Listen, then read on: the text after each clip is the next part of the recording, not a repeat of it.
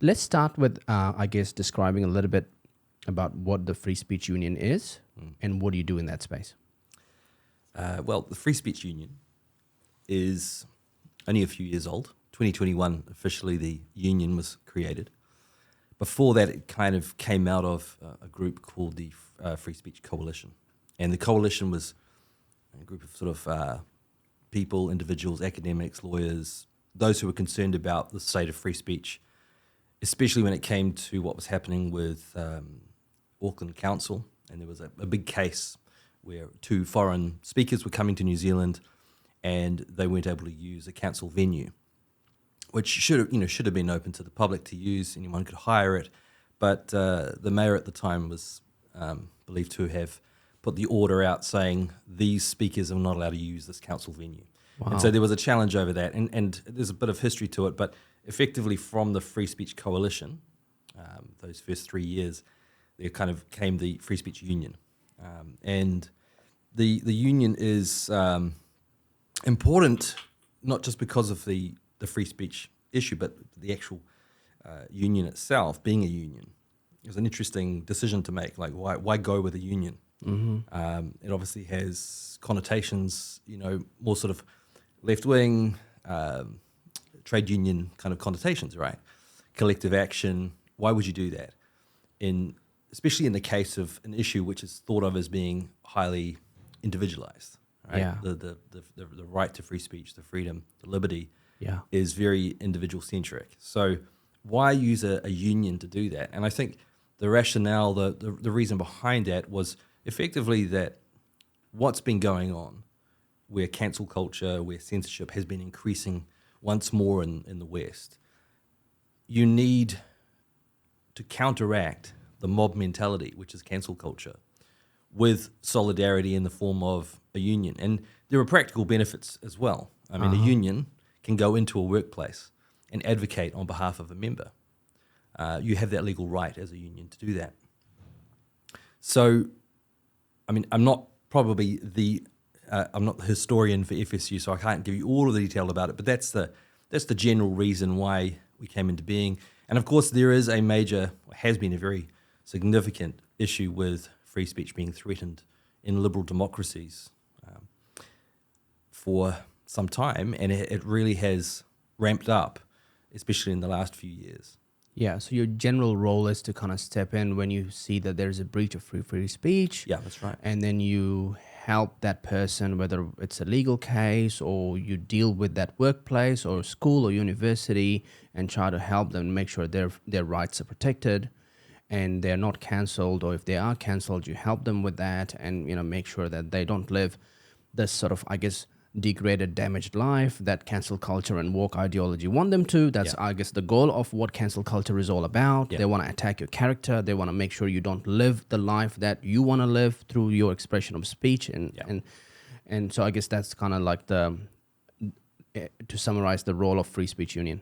Yeah, and that's a great summary. And we have, I guess, 4 particular areas where we're attempting to make a difference. We have our campaigns. So in 2021, when the union itself was formed, the purpose was initially to challenge hate speech legislation that was proposed and by the Labour government of the time. The importance of doing that, of course, is immediate. You'll see a change across society if a law like that gets put in place. But we've also really appreciated the fact that there is a massive cultural shift that needs to happen, because laws alone don't dictate the decisions of people in everyday life. And how they behave in society. Absolutely. I mean, much of the time, laws are a product of attitudes, a product of a worldview that is formed. And it doesn't have to be that the majority of the population think that way. But if you have some key people in important positions of influence, decision makers, policy makers, who do think that more censorship is needed, then of course you will see those changes beginning to filter down into society, and attitudes will change in the wider public. Educators, academics, the media, they have a really big role to play in helping, move the dial, shift the zeitgeist. And a lot of people are obviously busy. They're getting on with their day-to-day lives, paying the mortgage, trying to raise their kids, and they're not thinking necessarily about these philosophical issues that have massive practical consequences. So, alongside the campaigns, we've also got, a lot of content that we try to get out to people. We want people to understand that these concepts are not difficult to grasp. I mean, they're really quite straightforward. But it's a matter of engaging with the whole ecosystem of ideas, because it has, free speech as a principle has all these knock-on effects. Yeah. Yeah. What's your definition of free speech? Our definition that FSU works with is effectively a fairly conventional, until recently, conventional definition. And that is that free speech is the expression of the individual or the group in a liberal democratic society of ideas that are important to those individuals, that they're trying to simply share what they think. At the same time, though, it is about receiving information. It's the ability to receive information unhindered, right, unfiltered by intermediaries. So, can you share your ideas, but also can you receive ideas? Yeah. Without it being interfered with? Can you share information? Yeah. And free speech is also something that doesn't really exist in its absolute.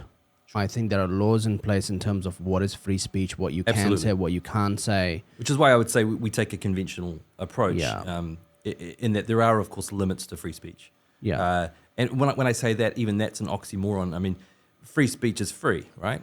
If it's restricted, then it's not free. So what speech is restricted? What is it reasonable to restrict? Yeah. So examples would be incitement to violence, threats, physical violence and harassment, that type of thing, which have already been covered by the law for many, many decades. Yeah. What's that noise? Sounds like a vacuum cleaner. Someone's vacuuming. Okay. You mentioned that at the Free Speech Union, you have kind of these different 4 areas that you guys focus on to try and make a difference. And one of that area is education, which is where you work at. Yeah. Right. So tell me a little bit about that education space and what do you guys do there? So, I got involved with FSU about a year and a half ago as a member, and I had been a teacher in the high school, and I'd been teaching things like history, English, but also critical thinking. I was part of a program called the International Baccalaureate Diploma, and I was teaching this class on critical thinking, or epistemology is the sort of scientific term or correct term. And out of that experience, I was growing more and more concerned at the direction that education was heading in New Zealand. I mean, even when I did my master's degree over 10 years ago, I was watching what was going on university campuses and think to myself, there is just, very little scope now to talk about a whole lot of topics. In fact, some topics are completely out of bounds. What sort of topics were out of bounds? The usual, anything to do with gender. At that point, it was beginning to ramp up. This is back in 2012, 2011. Mm-hmm. Things around race, anything to do with multiculturalism. COVID obviously hadn't hit, so we weren't necessarily having these. But you could see the early kind of like. And the roots of these, absolutely, how it kind of... Absolutely. I mean, I don't want to claim that I was a prophet, in the modern era, but I was doing a master's degree which really focused on political philosophy and how people had, particularly through Marxism, had attempted in the late 19th century and early 20th century to justify revolutionary violence.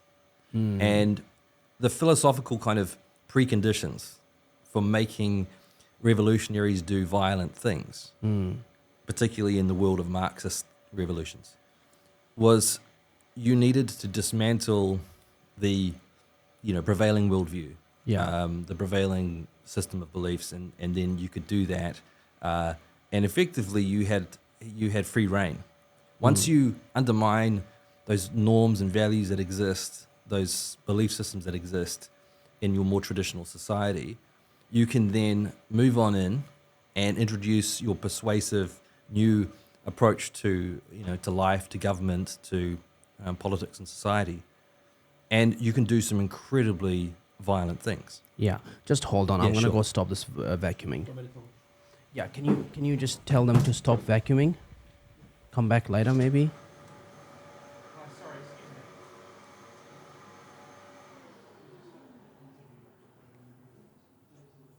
Why is she vacuuming at 9 in the morning on a Wednesday? Jesus, come on, man. Come on, guys. She was gonna vacuum this whole thing and just, stop us from recording. I mean, clearly someone should tell them from the reception that we're recording. Sorry, carry on. Yeah, so that was what I was writing my thesis on. I was doing a lot of reading around this stuff, and to me, it was history in that I was looking at events of more than a century ago. But I was beginning to see parallels again. Like they talk about history repeating or at least rhyming. These cycles, these things that you see reoccurring, and these trends, and certainly in terms of human nature, I think that we're never that far from from the mistakes of our predecessors. So I was watching some of these patterns emerging again, and I thought, is this really occurring? Are we moving towards a more authoritarian mentality again, particularly amongst academics and the educated sort of? And I don't like to use the term elites that much, but certainly it does feel like that. There are elites. There are people who are shifting the dial, moving the dial on discourse, on public ideas, and what we believe. So anyway, that's sort of my long answer to when I got to teaching in high school. I was seeing a lot of self-censoring happening, but I was also seeing a lot of attitudes projected onto kids by educators, by teachers, who are probably some of the most guilty culprits in the whole woke culture movement that we've been experiencing. And so a lot of these kids just didn't even think we could talk about certain topics anymore. We talk about the Overton window. What's within the acceptable range of topics, for public discourse? What can we talk about safely without being ostracized or condemned? And coming out of that, I stopped teaching because I had to help my family through some health challenges. And while I was doing that, I had some time on my hands, and I was thinking, okay, maybe I should look more into the free speech stuff. I'd always been a big believer and supporter in free speech. And a friend of mine, David Cumin, who you've had on before. He's coming on after you. Oh, cool, right. Yeah. So we're going to talk about Elon Musk doing the Hitler salute. Oh, excellent. Yeah. So it's funny because David and I went to high school together. Oh, right? really? We've known each other probably 30 plus years now. David and I are like, we're the Muslim Jewish brothers, Yeah, no, he's great. I love David. Well, he had been involved in the Free Speech Coalition and now the Free Speech Union. Yeah. And he'd always kind of kept me informed on what was happening. And I was busy with teaching and I hadn't sort of invested a lot of time and energy into following what was going on, but I kept tabs. And I just said to him, mate, like, what are we going to do? How can I help? How can I support what's going on with this work? And so gradually had conversations with FSU and I got involved. At the same time, I also had written a blog piece, which basically expressed my major concerns about the direction of education in New Zealand and the West, and especially on the trans issue. Transgender ideology had basically taken root in schools generally. Yeah. Teachers were just really, really vocal about it. How does this stuff take root at schools? Is it the government that pushes through policy, or is it schools kind of operate themselves, that kind of, local members of society kind of infiltrate and then make it a normal thing? And I would say local parents members are not consented about this. How do can you just... some of those things definitely. Local members of society, by and large, are not consulted on this issue and many other issues. It's largely charade, right? Or I should say it's there's this talk of public consultation when it comes to education, but it's not really. It's mostly driven by people with some sort of educational background, or at least some qualifications in education, in places like Wellington, in the Ministry of Education, pushing a particular way of thinking. They think this is what young people need to hear. They don't really want to have other input because they think they've figured this problem out. This is what they need to hear about. And so it gets incorporated into the curriculum. It's also at the same time being fed to teachers in training when they're in teacher training schools. So that's going on. It's also happening at universities more generally, right? We know that. So what you get is young teachers, particularly coming in, they've been told at university when they're doing, say, their BA or some equivalent qualification, that this is the new way of thinking about, say, gender or race or the treaty. Right. And then they get to teacher training college and it's only reinforced, but to the nth degree. And then they get into the education system and begin working in schools, and you've got your transgender evangelists, you've got your The activists. people out there, activists who are really out there in staff meetings, school assemblies, and then of course in various subjects, particularly health. It's a very smart way of infiltrating normal systems that are designed to actually provide normal basic services to citizens. Yeah, sure. Now, I mean, these are my personal views on transgender, right? Yeah, sure. I was highly skeptical from the beginning. More and more, though, that I was confronted with feedback from students talking to me and saying, "Sir, do you realize, that's saying this? Like, they're trying to teach us this." I had these boys, 14, 15 years old, coming to me and saying, like, "I don't understand it. What are they talking about?" And I would listen to some of the content and say, "Yeah, look, I honestly don't know what they're talking about either. This doesn't make any sense to me." Yeah. So there were concerns from students about the stuff they were being fed, but many students, of course, didn't want to say anything publicly Yeah. or openly in front of their peers or in front of other teachers. And there's no choice for these students. Let's say some kids are transgender. Sure. We're not bigots. Sure. It's a free world. Absolutely. I'm a liberal, Yeah. but a classical one. And students should have the choice to say, well, I don't want that content because I know I like girls. Yeah, I take the same view. Whether or not it's good for people, ultimately the individuals are going to have to figure that out for themselves, especially adolescents moving into young adulthood. You're going through these processes of who am I, what's my body doing, Explore, what be does that mean? confused. Right, all of that's going on. I've never been against people trying to individually figure things out for themselves. And again, we don't have to condemn people or hurt people. We don't have to ostracize people. But what we were seeing and what we have been seeing in education for probably a decade now is a very deliberate attempt to introduce an ideology and then to shut down any discussion or debate around that ideology. Yeah, that's so you're problematic. getting one received opinion, one received view. Yeah. And I wrote this blog in 2023, which I didn't think anyone was going to read. A couple of friends I shared it with, but it was more just me kind of getting my ideas down on the page and saying, this is what I think. And I'm not going to just be quiet about this. We need to have a discussion. We need to have some parents involved because that's not happening. I had parents coming to me when I did work at school in parent-teacher interviews and saying, what is this stuff that we're being taught? So anyway, again, this is my personal view about the transgender debate. It's not even so much about the transgender issue itself, but just that we weren't having the discussion or debate necessary when you've got kids making radical decisions about their lives that could affect the rest of their lives permanently, right? Yeah.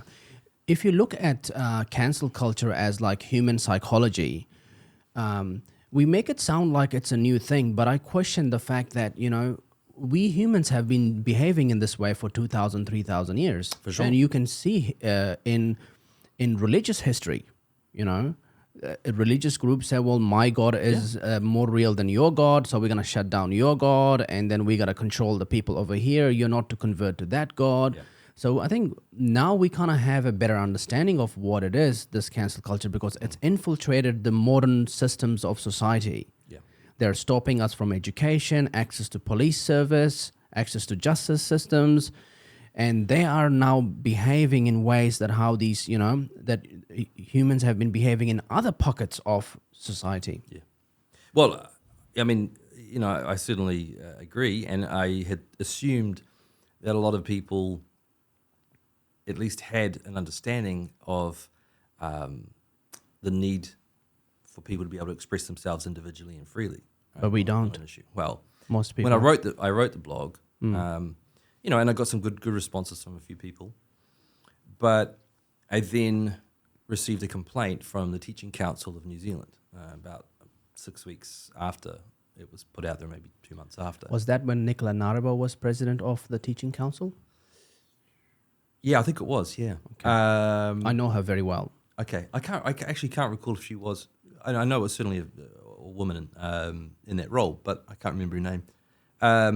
But I do, I did quickly realize, okay, people are watching even an obscure blog, written by somebody who is not publicly known, that would be picked up, and an activist based in Wellington was going to use that to try and get me deregistered as a teacher.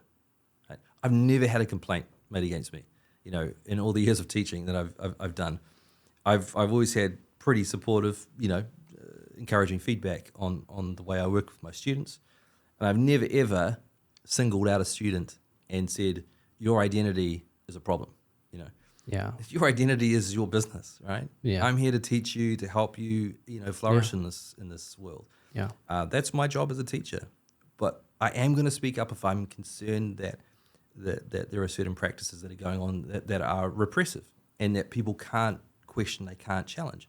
That's always been my philosophy in teaching, and I was raised with that view. Question everything, right? Yeah, I think the role of a teacher as well is to prepare students about the realities of life. Yeah, absolutely. You got to be aware, you got to be cautious, you protect yourself. What's the ego? How do you use it to defend yourself? What's free speech? The world is not that nice and kind. People, give you all these fluffy things at a young age about be kind and be this and be that and treat. That's not how the real world works. No. So part of the role of a teacher. I found that out. I found that out pretty quickly. I kind of maybe knew this in theory, but when it happens to you in practice, it's quite confronting. And this complaint was made, and for the next 4 months, I had this unresolved. Like they were, looking into it. They'd kind of kicked it up to the triage committee, and then from there they were like contemplating what do they do. I mean, I'm not talking about like a slap on the wrist. This activist is pushing for my deregistration, and this activist is a vocal. Who is this person? Um, Can you mention his name? well, I can. Oh, his name's just gone out of my head. It's not Shani Lal. No, but certainly of the same sort of way of thinking. Can you remember his name? Paul Thistle. And is he a transgender person?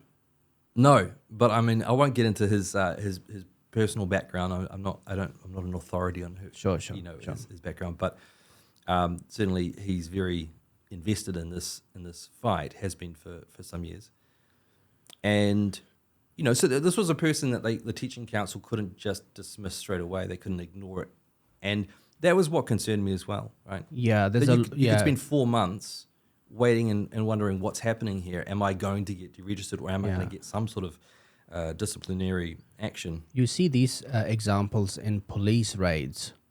The weight they put in anonymous emails. Yeah.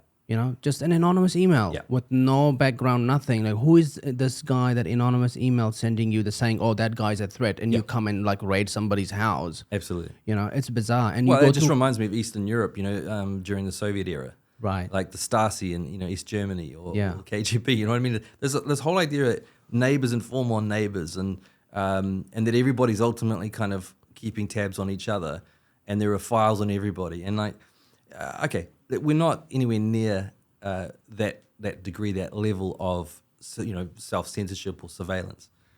But it doesn't take much. I'm a history teacher by training, so it doesn't take much when you look at historical cases for a society that seems to be going pretty well, right, where there's general sort of level of tolerance and diversity, for it to quickly descend into a culture of surveillance and censorship and self-censorship. Yeah. So that happened. Eventually, after 4 months, they said, "Oh, okay, we're not going to go any further with this." Were you called to be interviewed? Did you have to face a panel? No, I didn't end up having to go before a panel. And part of the reason, and this is why I think it's important to the broader story of the Free Speech Union, is that I had joined the Free Speech Union before this happened, right? I mentioned in my written response to the complaint when they asked, okay, well, what do you have to say for yourself? I wrote a written response with some help from FSU. And, with that, and also mentioning that I was now working with FSU, I think that is probably what made them drop it. A teacher had only just earlier in 2023. If you were just a teacher, an individual with no that kind of FSU support, they may have treated you differently. Well, absolutely, because part of the what I was writing about in that blog post was a teacher who in June of 2023, so just a couple of months before, had been deregistered for refusing to affirm pronouns and the new identity that a student had asked for, a 14-year-old student. Wow. So, he did so on the basis of his personal beliefs. He said, look, I don't think, I can do this. I just don't believe this to be true. I don't want to affirm something that I think could be destructive in the long term for this young person's life. Yeah. And if I do that, then I feel like I'll be guilty, at least partly guilty in helping with that self-destruction. And I feel that too, I felt that too. Now, again, these are my personal views. But the point is, in a society where free speech is fundamental, you should be able to say why you're concerned. You should be able to speak up about these things. How does free speech work for minors in New Zealand and schools in general? Yeah, that's a good question. Obviously, schools have a responsibility. They have a duty of care to their students. And so it's not a place where you can just go in and bully people with your words, right? You can't go in there and say, you're wrong for thinking this, and just kind of laying into them. Having said that, we do have also a duty of care. We have a responsibility to make sure that we are equipping young people with critical thinking skills. And again, it can vary from classroom to classroom. Some teachers have a more old school approach where they think, let's question, even the most fundamental things in science or the arts. Let's question them. Let's understand why we think what we think and why it's considered to be true. And if we're not happy with that, at least we can reevaluate, analyze, and think, well, what is maybe off about it? What's wrong? What needs improving? That's the whole process of of knowledge in any field, right? It should be. If you go and lay into someone, is that bullying really? Or is that your passion or your strong will or your competition? Well, I'm talking about beliefs. So if a student holds certain beliefs, as a teacher, you can't just go in there and say, what an idiot, Why would you think that? In such a way that they're only going to be attacked. You're not actually constructively helping them analyze what their thinking is. It's subjective as well. I mean, if a student believes the earth is flat, how do you respond to that? Well, I'm not going to respond. Yeah, of course. You're retarded. I'm not going to, I'm not going to respond by insulting them. Right? Okay, fair enough. That's why I'm not a teacher. Yeah, it does. Look, it takes a bit of practice because it's tempting at times to say what's going on up here. This doesn't make any sense. But that's the whole point, right? You're there as a teacher, whatever your subject. You're there as a teacher, really first and foremost, to help these young people develop independent thinking skills. Right? They need to be able to think critically, and of course, if you don't have a culture of free speech in the classroom, in schools, then that critical thinking process doesn't happen. Yeah, the critical thinking process is part of it, but also politics is a part of it. Like you have to understand how to use your words to navigate through ideas, to understand personalities, Absolutely. Understand how the world works. So when you are talking about free speech with kids where their brains are not developed, then it's a very dangerous argument to say the kids have free speech.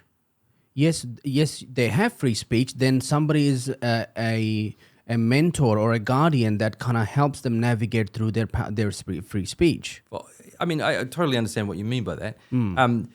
I think we just have to realize, though, that the ecosystem in a school, all that sort of smaller world of a school and, say, a 15-year-old's, life is not necessarily the same as the one that we see, on X or Twitter, out there in the social media landscape. Right? So, yeah, of course, they have social media, and a lot of that stuff can be fed into their world, into what they're doing.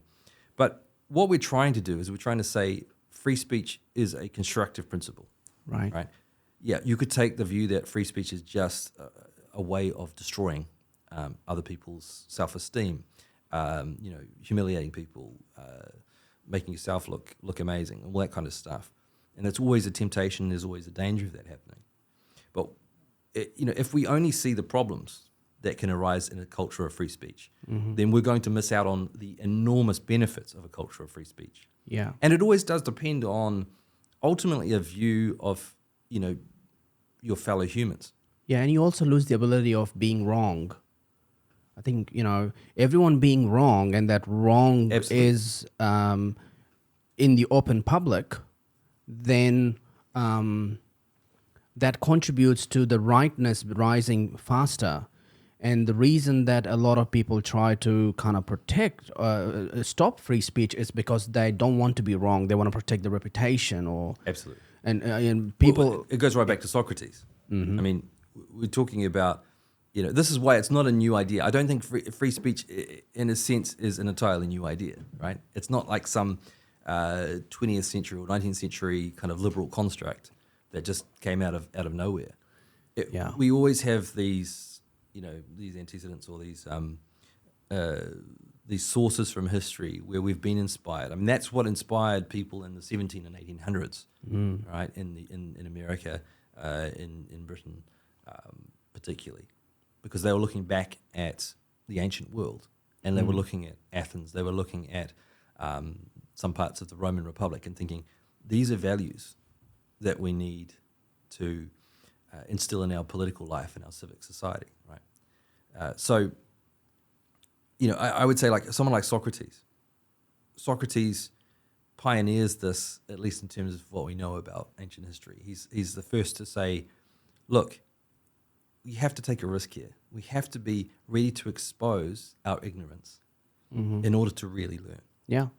If we don't have that humility, and at times it sounds like he's sort of humble bragging, right? He's saying, I realize I'm the wisest guy because I know how little I know. Yeah. I'm aware that I just don't have anywhere near the evidence and sufficient sort of backing for my ideas that I first assumed. And so maybe I need to go back to square one, to first principles, and understand, how did I get to this belief? How did I get to this sort of understanding? And can I be really confident? Can I be sure that there are strong foundations to that way of thinking? That's ultimately the purpose of a good education, right? That's what a teacher should be thinking about first and foremost. Yeah. Yeah. So what sort of areas do you work with at schools? Do you do workshops? Do you pick up cases where students are cancelled? Kind of just break down some of the examples of cases you're working on now with schools. Yeah, so I mean, when I got involved with FSU in terms of being on staff, I began working to put together a program that we call Speak Up. And Speak Up is effectively like workshops, presentations in high schools. We will go in, usually I'll go in, and I'll meet with a group of students. It could be 30 students, it could be 100 students. Ideally not too big a group, because it's very interactive. I want students to actually speak up. I want them to learn, through practice, what does this exchange of ideas look like? Because that's what a true free speech environment is about. Not just a few people shouting on a megaphone, exercising their right, but everybody feeling free to contribute to a discussion, a debate, the dialogue.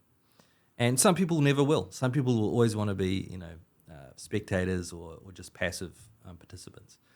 But we're doing these workshops, and I look at some of the history of free speech, why it's been fundamental to the modern world, to the scientific revolution, to human rights, to the emergence of liberal democracy, why education doesn't work, like I said earlier, Yeah. without a culture of free speech. Yeah. And so all of these things, have been taken for granted. And I think it was Thomas Jefferson that said that, basically the price of freedom or liberty is eternal vigilance, right? You have to be, every generation has to be rediscovering or discovering for themselves for the first time what it actually means, to respect civil liberties, because there are enormous benefits that flow from that. And having traveled and worked in different parts of the world, I have always been struck by not the supremacy of, certain cultures or races, but rather just the importance of a way of thinking that anybody anywhere in the world, if they understand those values, can implement in their daily life and then, affect their society around them in a very positive way, because they get the value of concepts like free speech, which is a method, it's a method for being able to correct errors in your thinking, right? We've just had Peter Boghossian, a political, a philosophy professor who used to be at Portland State University, and he talks about free speech being, a method for error correction. It's the exercise of experimenting, trying out new ideas. Language is essential to doing that. And if we can't take risks with the way we speak, trying new ideas out in public, bouncing them off each other, not always taking ourselves too seriously, not believing that this is the final iteration, this is the final version of my thinking, but this is still my thinking in development, right? It's still, under construction. And always having that attitude, which is what Socrates talked about, being ready to revise our thinking all the time. But you've got to have language to do that. Yeah. You've got to be able to take those risks and experiment with language, which is what students need to know. They need to be taught this in every single subject. It doesn't matter what subject it is, but it's absolutely crucial. Yeah, it is. So do you get much pushback in doing this speaker programs at schools? Absolutely, yeah. So how do you implement them? Do you reach out to school and say, hey, we've got this program, would you like it? And they say yes, they say no. If they say no, you try and figure out, what's going on. Yeah, I mean, any new enterprise, right? And I'm sure you know this from your business background.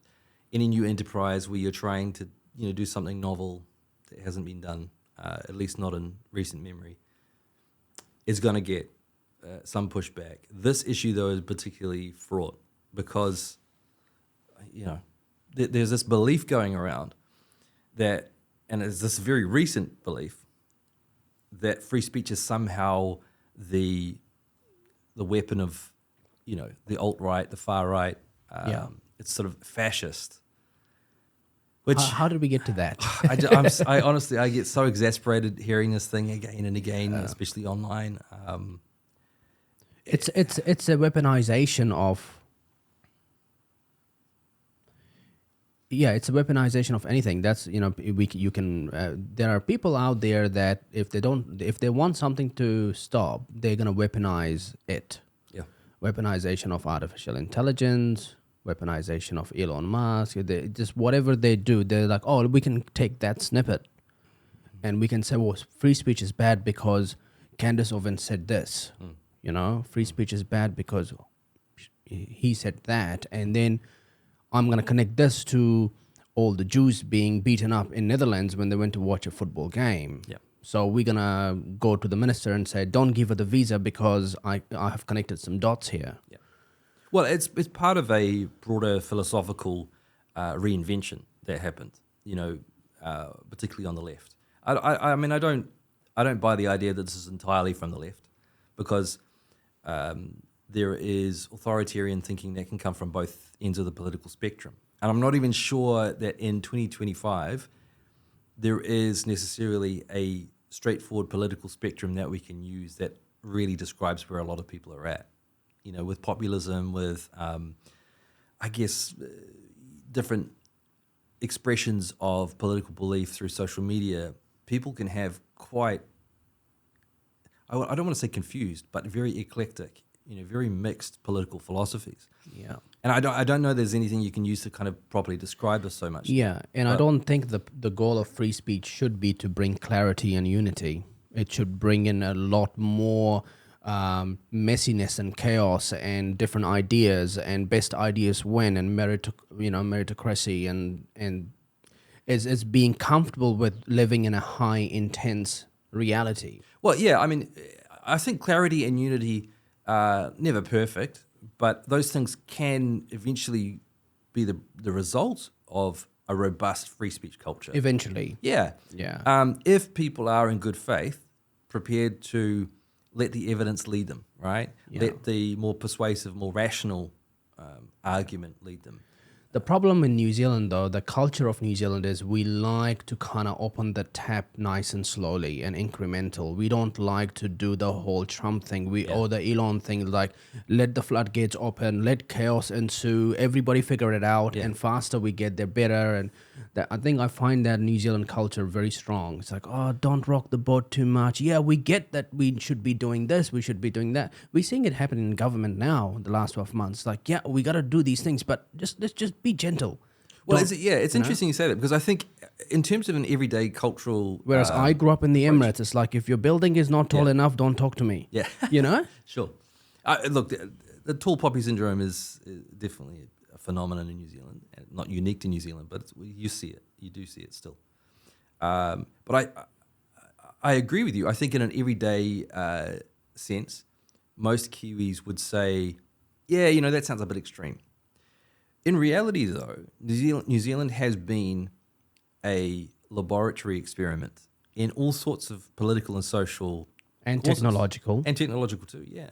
I mean, going back even before the women's suffrage movement, I mean, Māori actually received the vote, decades before Kate Shepherd and the women's suffrage movement came along. Then that, of course, occurred in the 1890s. And so New Zealand was well ahead in some respects on some of these civil liberties, issues, right, in terms of human rights and equality.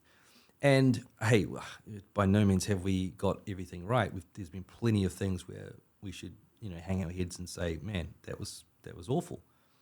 But we have continued to be very experimental in our politics. And we like to think of ourselves as being very pragmatic, very kind of common sense, right? Number 8 wire, you can fix it up, you can improvise, you can do what you need to do in order to get the result. But that actually does translate into we're very experimental. That's effectively what it is. That's why we have Rocket Lab. Yeah, sure. There's no one else other than Elon Musk and these billionaires like Jeff Bezos that are flying rockets into the space. Yeah. We do, and that comes from that kind of mentality. Yeah, I mean, we're just a population of 5 million at the bottom of the Pacific, right? Yeah. And Peter Begg's teachers, because you're a teacher, I'll tell you the story, called his parents in, and they said, well, we're very concerned that your son wants to build rockets. I think he's good with his hands and he should be a plumber. Yeah.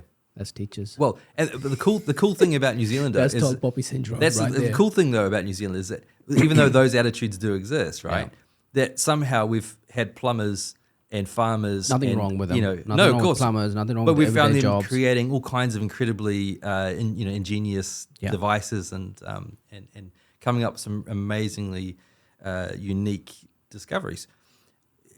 The thing is, whatever our cultural legacy, free speech is always going to be a value that we have to discover for ourselves, and then we have to work hard to implement and maintain, because it does go against. I think it goes against human nature. I think our natural tendency is to say, a little bit like we're seeing in New Zealand, it's to say, you know what, that rocks the boat too much. That upsets me, that idea, because that I don't know how I'll handle that kind of change or that kind of approach, and people feel threatened. It is deeply uncomfortable at times, the free speech environment. There will be things that, of course, deeply offend, me, you, anyone else. It's learning, though, how to overcome our initial reaction to offense, to, bad ideas, to even evil ideas. Yeah. Right. And some of it is how we bizarre. respond. You can see like Novak Djokovic all of a sudden has become this global viral thing because he was mocked by a journalist. Yeah. And he's then like, he I'm refused- offended. Yeah, yeah, then and he now refuses to everybody's speak like, to the well, media, right? Yeah. we are behind Novak. I'm like, no. We're not behind Novak. The guy has the right to mock you. You're a public figure, and he's just mocking you. And you're offended. Well, you're offended. Yeah, and I mean, obviously he has the right to, decline interviews if he wants. Yeah. But I think you're right. I think that what it does ultimately is it just sort of says, this guy's quite thin-skinned. Yeah. And instead of using an interview as an opportunity to say, hey, maybe you should be a bit more professional. He's instead of rage farming and creating Yeah. this whole cancel culture and putting pressure on the media organization. And then the guy comes in, That's right. apologizes, and everyone's like, oh, look, he apologized. Novak, you're the best. Yeah. It's like, no. And what all it does in the end is it kind of shows not only the journalist, but also Djokovic himself, both are being immature, right? Yeah. If you really kind of had a mature approach, then I guess the type of insults that the journalist was using and the way he was talking, he wouldn't have done that in the first place. But then Djokovic also wouldn't have taken offense in the way that he did, and that they would have just got on. But okay, even if you do get offended by saying, well, I'll talk to you, but just bear in mind that was quite unprofessional what you did. And I disagree with you. And I think all you're doing is attacking a person's identity rather than what they've actually done or their ideas, right? That's the key thing with free speech education in schools. I'm always emphasizing that a constructive culture of free speech is one where you are not attacking the man, right? Ad hominem is an approach in argumentation and in debate, which is it's a logical fallacy, right? To attack the person rather than their ideas or their behavior or their actions. And so if we are just going after personalities and saying, oh, look at his face or look at the way he walks or look at the way he talks, which is immaterial, right? It's actually irrelevant really to the substance of what they're saying or doing. Yeah. So the speaker program, what sort of results are you getting from the schools that actually do host these programs? What kind of conversations come out? How do you measure it? How do you look back and say, oh, look, the kids are having really constructive conversations. This stuff would have never happened without the speaker program. This is, these are some of the areas where it's getting out of hand, and this is how we can kind of inject critical thinking. And, give us some examples on how it's performing. And So, how do you measure it? Okay, so I'll go in and I'll do a session with a group of students. Obviously, at the time, how am I measuring their response? I'm measuring it based on whether they feel like they can engage, so whether they're actually speaking, participating. You can see it on all their that stuff. faces. Yeah.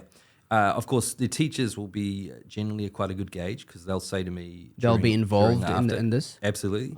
It's funny because actually sometimes the teachers are some of the most enthusiastic participants. Yeah. Not necessarily at the beginning, but by the end of the process, they're coming to me and usually saying, look, this is great. How can we get this out and into the curriculum? How can we get teachers doing this? And that's a complicated question, but they want to know what kind of material they can now use and incorporate into their classes, no matter what the subject, right? Mm-hmm.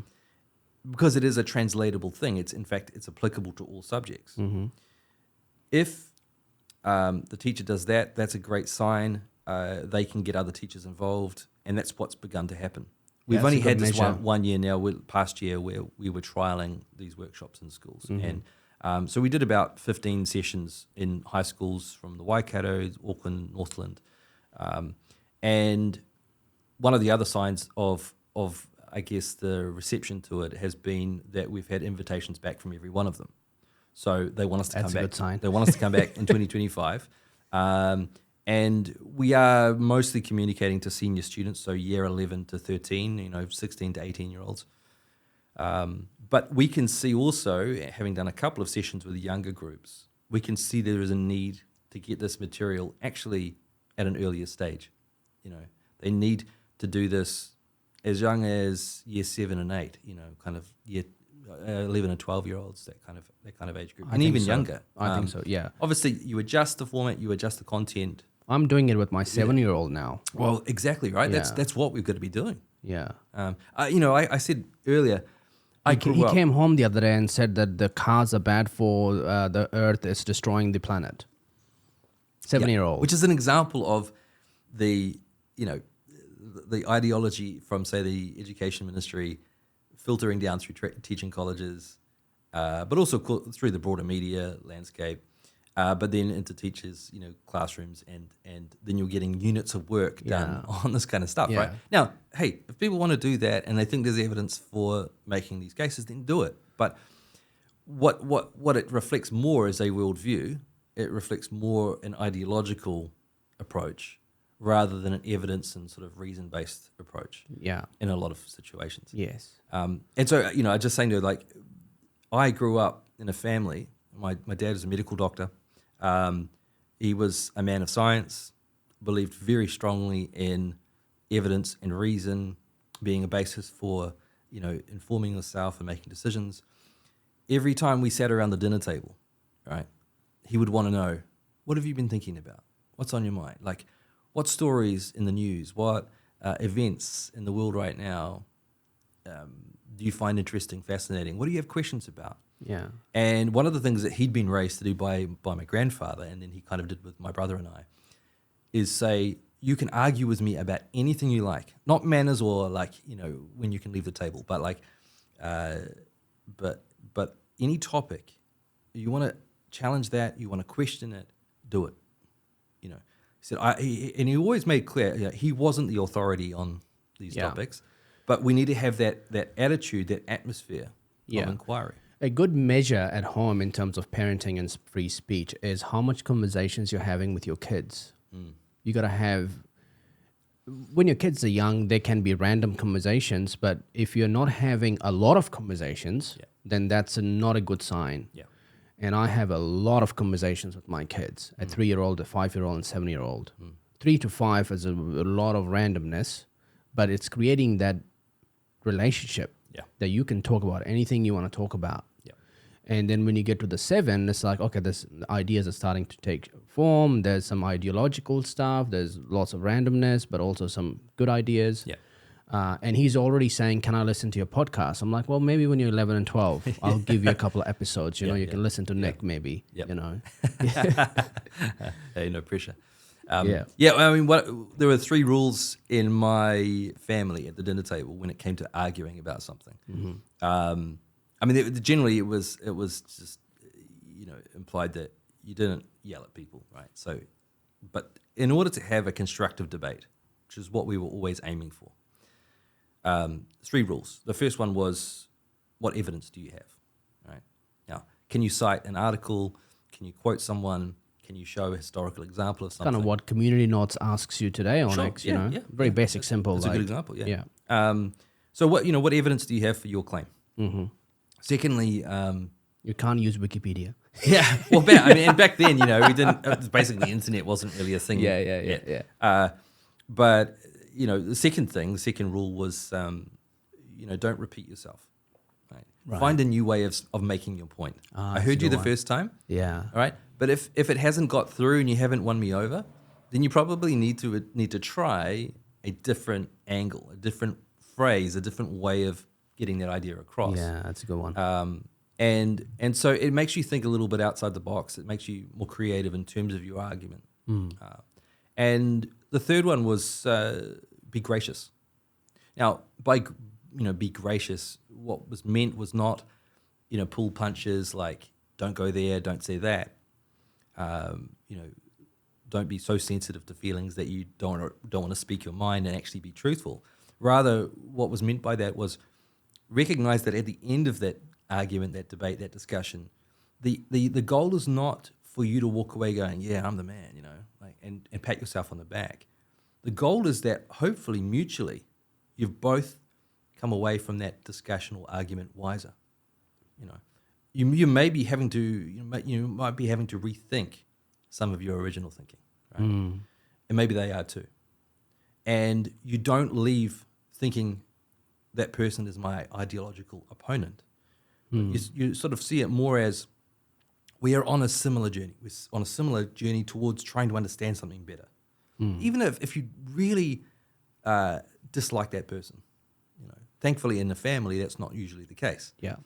But if it's a person you don't know well, or just someone you're not actually connected to, you're not friends with, how do you have that discussion? And you do need to, again, push against that natural inclination, the tribal inclination, Yeah. to say, well, that person doesn't look like me, they don't sound like me, they have different ideas, so they're the other. Rather to go, no, fellow human being, ultimately, while we disagree, we might eventually find some things in common, at least enough that we can continue to work together in our society. And it should never be at the expense of the truth, unless, of course, say your wife's asking you whether she looks good in a dress or whatever, then you might have to, sometimes get creative with your answer, but not that I do that. But generally speaking, truth is going to be the answer. And I think it takes sometimes the greatest courage to speak the truth, even more so in situations where your livelihood is on the line, your profession, your reputation, right? Yeah. So do you work with parents directly? Yeah, I mean, we get a lot of parents approaching us really? and saying, how can we get this into my kid's school? Yeah. What about how can I be a better parent at home and create these environments?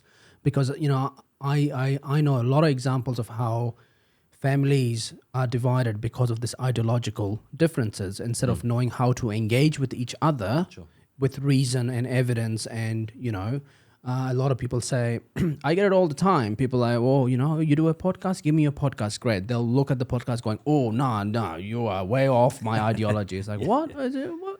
Yeah. I'm not, what are you talking about? It's like, so the whole thinking is off.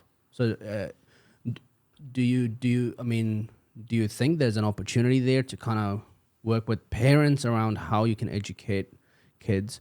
Because there's a issue with outsourcing everything. Yeah. In Australia now, For sure. it's like I agree that we should not allow under age of 16s to be on social media, but I don't need the government to regulate that. I can do it myself as a parent at home. Yeah. But we've kind of created a culture where parents are like, oh, I can't deal with this. Nick, can you help me? Yeah. Free Speech Union, can I outsource this to you? Can we go and do it at school? It's like, well, what's going on at your home? Do you talk to your kids? Do you sit down? How do you talk to them? What do you do? Do you reason? I think it's a really great point you're making about outsourcing. That is I think a huge challenge and problem in the modern education environment, and also, more generally. We're creating that world, service-based economy. For sure. We don't want you to own anything. Now that it may be necessary to do that when it comes to very specialized expertise and knowledge, right? Yes. Okay, sure. I can tell you a million things that I really don't know anywhere near enough about, Yeah. and I would have to ask an expert to help me on. Yeah. But when it comes to critical thinking, this should be fundamental. Everybody should be trying their best in everyday situations, in the workplace, in school, wherever, to use critical thinking skills and to develop those. And to never stop trying to develop and get better in that area. Right? There's so much more I know I have to learn in this space. Even though I taught for a number of years this critical thinking class, right? All it does, like Socrates pointed out, is make you realize, wow, I know a lot less than I thought I did. So that's a motivation to continue learning and to keep growing and improving. If parents don't walk the talk, though, then it's hollow, right? It's not going to have the effect. And we encourage parents to try and have these discussions at home. But despite the fact that there are millions of books out there, I think a lot of people don't necessarily know where to start. And we are therefore trying to create right now some material that will help parents and students too, if they're old enough to kind of understand some of the concepts, that they can begin to implement this at home in the way that they do stuff. Like I said, my family, I was very, very fortunate to have grown up in a family where everything was on the table, right? You could argue and question anything you liked as long as you were kind of constructive about your approach. Yeah. I think the type of parenting has a role to it. Pessimistic parenting, conservative parenting. Sure. Abigail Schreier, her book Bad Therapy is a very eye-opening, and she talks about how boys that grow up in liberal, pessimistic parenting, surveillance type parenting, we don't question and tell you what to do, but we'll helicopter parent you. They have more anxiety and depression, and they need therapists to help them form friendships than girls who naturally have more anxiety and depression than boys do Yeah. at that teenage years. I would say too, I would add to that list when it comes to boys, anger. Yeah.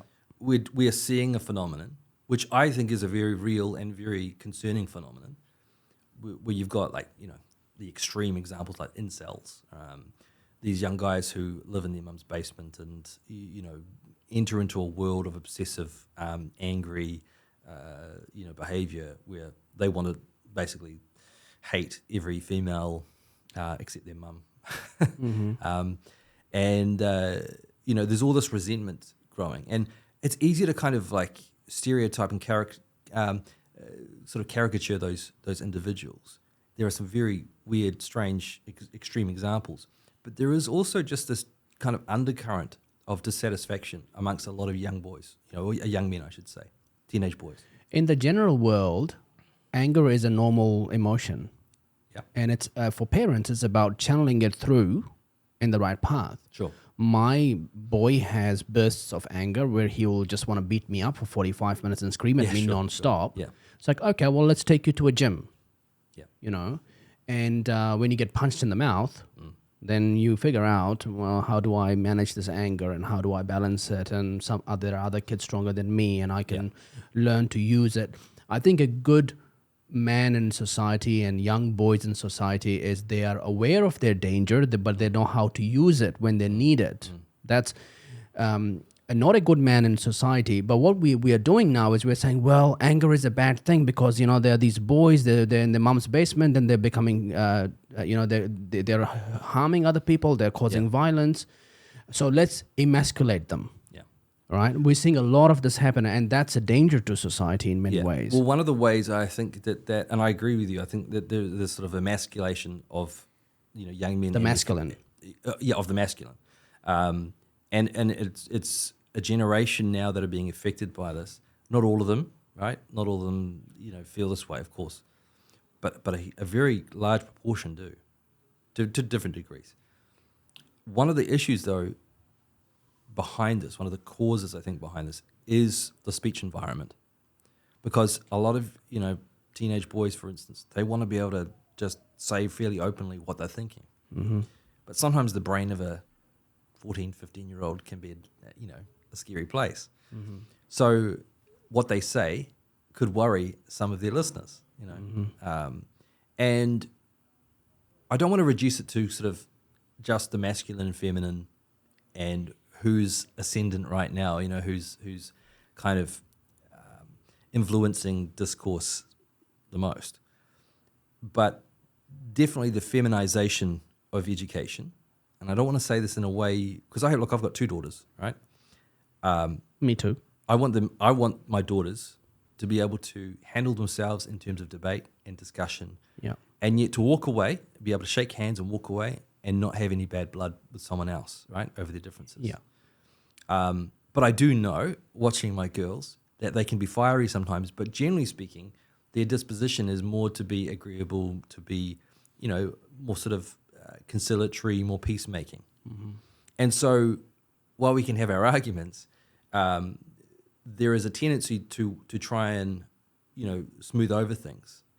Whereas boys, and again, this is true generally speaking, boys are quite happy to fight it out. No, I don't mean physically necessarily. I mean just verbally speaking. They're quite happy in a classroom to have like a really kind of robust debate. Of course, it needs a bit of moderating at times as a teacher. You're like, whoa, hold on, let's not get too personal here. Let's you got to maintain the camaraderie, the team spirit. You got to make sure it's useful for both of you. But like you say, you've got to channel that, right? Yeah. Because there is going to be otherwise. Yeah, there's going to be rage that builds up if people are having to suppress their thoughts and their feelings and they can't express it. Rage builds up. That's, again, one of the reasons why we say free speech is necessary in the broader culture, because it is a safety valve.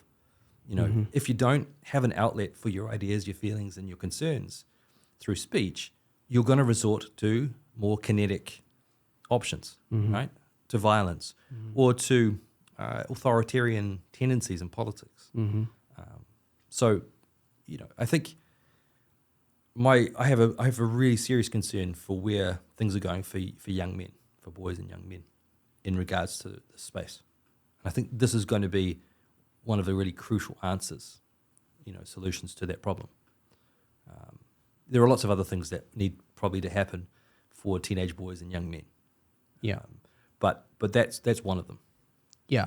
Yeah. And that's why you see like such a huge uptake on, content that Jordan Peterson and people like him produce. Yeah. Because he kind of, in a way, he's very old-fashioned, right? Yeah. He's an old-fashioned sort of male, knowledgeable, qualified, and he's simply saying, stand up, be a man, Now, what does that mean? Of course, you can go into that topic, extensively and debate that. But young men, teenage boys, men in their 20s particularly, they're hearing this and they're thinking, man, I haven't heard this anywhere else. Yeah. And this appeals to me, and it makes sense of a lot of what I'm struggling with right now. Yeah. Yeah. And Joe Rogan, the same thing. Sure, yeah, absolutely. 15-year-old, The whole 16-year-old. range of them, right? Russell Crowe was on Joe Rogan because his son's like, I love Joe Rogan. You need to go on Joe Rogan, And Russell Crowe's like, who's the Joe Rogan guy? Yeah. So there's a lot of that. Andrew Tate, or, people can debate that. Like, do my kids should be listening to Andrew Tate or not? Yeah. There's a lot of schools that try and ban Andrew Tate content at the schools, but you have to ask the question, why do the boys want to listen to him? Yeah. Maybe because he expresses himself and sometimes he rages about things, and maybe boys feel like, they are being suppressed. And Well, I mean, there's a good example. I had a lot of the boys in my classes, trying to write essays and coming up to me and trying to like win me over to, Andrew Tate's way of thinking. And I'm like, first of all, I was like, who is this guy? And I looked into it a little bit more. And okay, a guy like that, he could say some things that might be considered to be true in some cases. Mm-hmm. But then, of course, he mixes in all kinds of other ideas that certainly they may not be criminal overtly, but they could well lead to criminal behavior, right? gateway drugs. Yeah, and also just like real misogyny. I don't just mean like you said something that might be construed as sexist, but rather like actual misogyny where women are being treated like second-class citizens, where they are, devalued in the eyes of males and treated like cattle, like objects. Now, I don't know exactly where Andrew Tate is in terms of what crimes he's committed, if any, right? His content. I don't follow his stuff like that. But I always try to say to those boys, if you want to feel like you're free in the society you're living in right now, then speak your mind. But of course, use evidence, do those things that I talked about before, and you really have to be brave about this. One of the things that we keep hearing, it keeps coming up in a lot of the international speakers that we've had coming to New Zealand through the Free Speech Union, is this theme of courage, right? Not just are you willing to do it, but actually to say to people, you could agree with me on all of these things, and you come along and you listen, but are you going back into your workplace or into your social group and even daring to share any of this thinking, the way you feel? What's holding you back? In the end, courage is going to be something that usually involves a risk, right? It's that by definition, you have to risk something. You have to risk losing something, and it could be your reputation, it could be the job, opportunity or promotion, it could be the respect of your peers. But if you don't tell the truth, then all you're going to do is stifle a key part of who you are as a human being. And yeah, there are times when you do have to say to yourself, maybe I'm not going to say anything in this situation, right? You always have discretion, you have discernment, you can decide that. But if, as a rule, you just can't ever talk about a particular topic or issue, what does that do to people? Yeah. I mean, I've consciously made a really good effort to talk about anything and everything with my kids, even if I'm in public.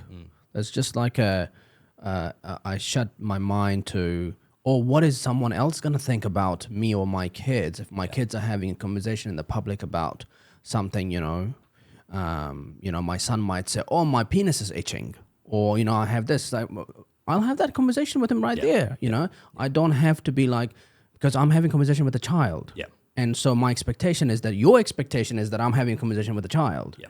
I should not self-censor myself about that conversation. Absolutely, So when you open your mind, the outcome's much more positive. because you're just having all these conversations and you're not judging those conversations For that sure. you're having. For sure. Yeah. And but then you also are aware of being a guardian on top. There are multiple roles that you have to play. Some of the concerns that I have with liberal parenting is they now give a 5-year-old the choice about what haircuts they have, what they want to wear, what they want to eat for breakfast. That can be quite stressful for a lot of kids. And they look at kids as if they're adults, and they say, well, I'll treat you like an adult. It's like, well, no, and then you have these interactions between a husband and a wife about, oh, I think the kid should do this because the kid has expressed they want to do this. Well, he's a 5-year-old. How does he know what he wants? Why would you look at him as an adult? Sure. So you have to have those layers, and you got to be aware of those layers. Yeah. Yeah. And what we've got to also watch out for, and I think the example of the UK currently is that those who have been willing and brave enough to speak out when some sort of wrong is being committed, injustice is going on, that they are not penalized for doing so by society, at large. And that's happened, I think, in the case of the grooming gangs. Like this decades long, I think it's probably the biggest human rights violation since World War II in the UK. Wow. And it's just not getting much attention at all here in New Zealand in the press. That stuff's ugly, man. Oh, it's incredibly ugly. And it's more disturbing that they hide it. Oh, I agree. The government, I mean, I think. But I think every government behaves that way. Sure. Look at all the abuse that's been caused in New Zealand to children in state care. Okay. Absolutely. For 30, 40 years, the government deliberately pushes hard on not want to talk about it, avoiding it, not accepting it, not until the United Nations comes and says, oi. Absolutely. And this happened in the And then Catholic they're Church. doing a little apology. Yeah, they give sure. you $50,000. Go away. Yep. Go away. Yep, Get out of absolutely. our way. I mean, it was the same issue in the Catholic Church, with the pedophilia, offending that has happened in virtually every And they don't like diocese being in the mocked, world. They don't like being mocked. No, of course. And it's, I mean, there's lots of reasons for that, I guess. There's institutional insecurity, right?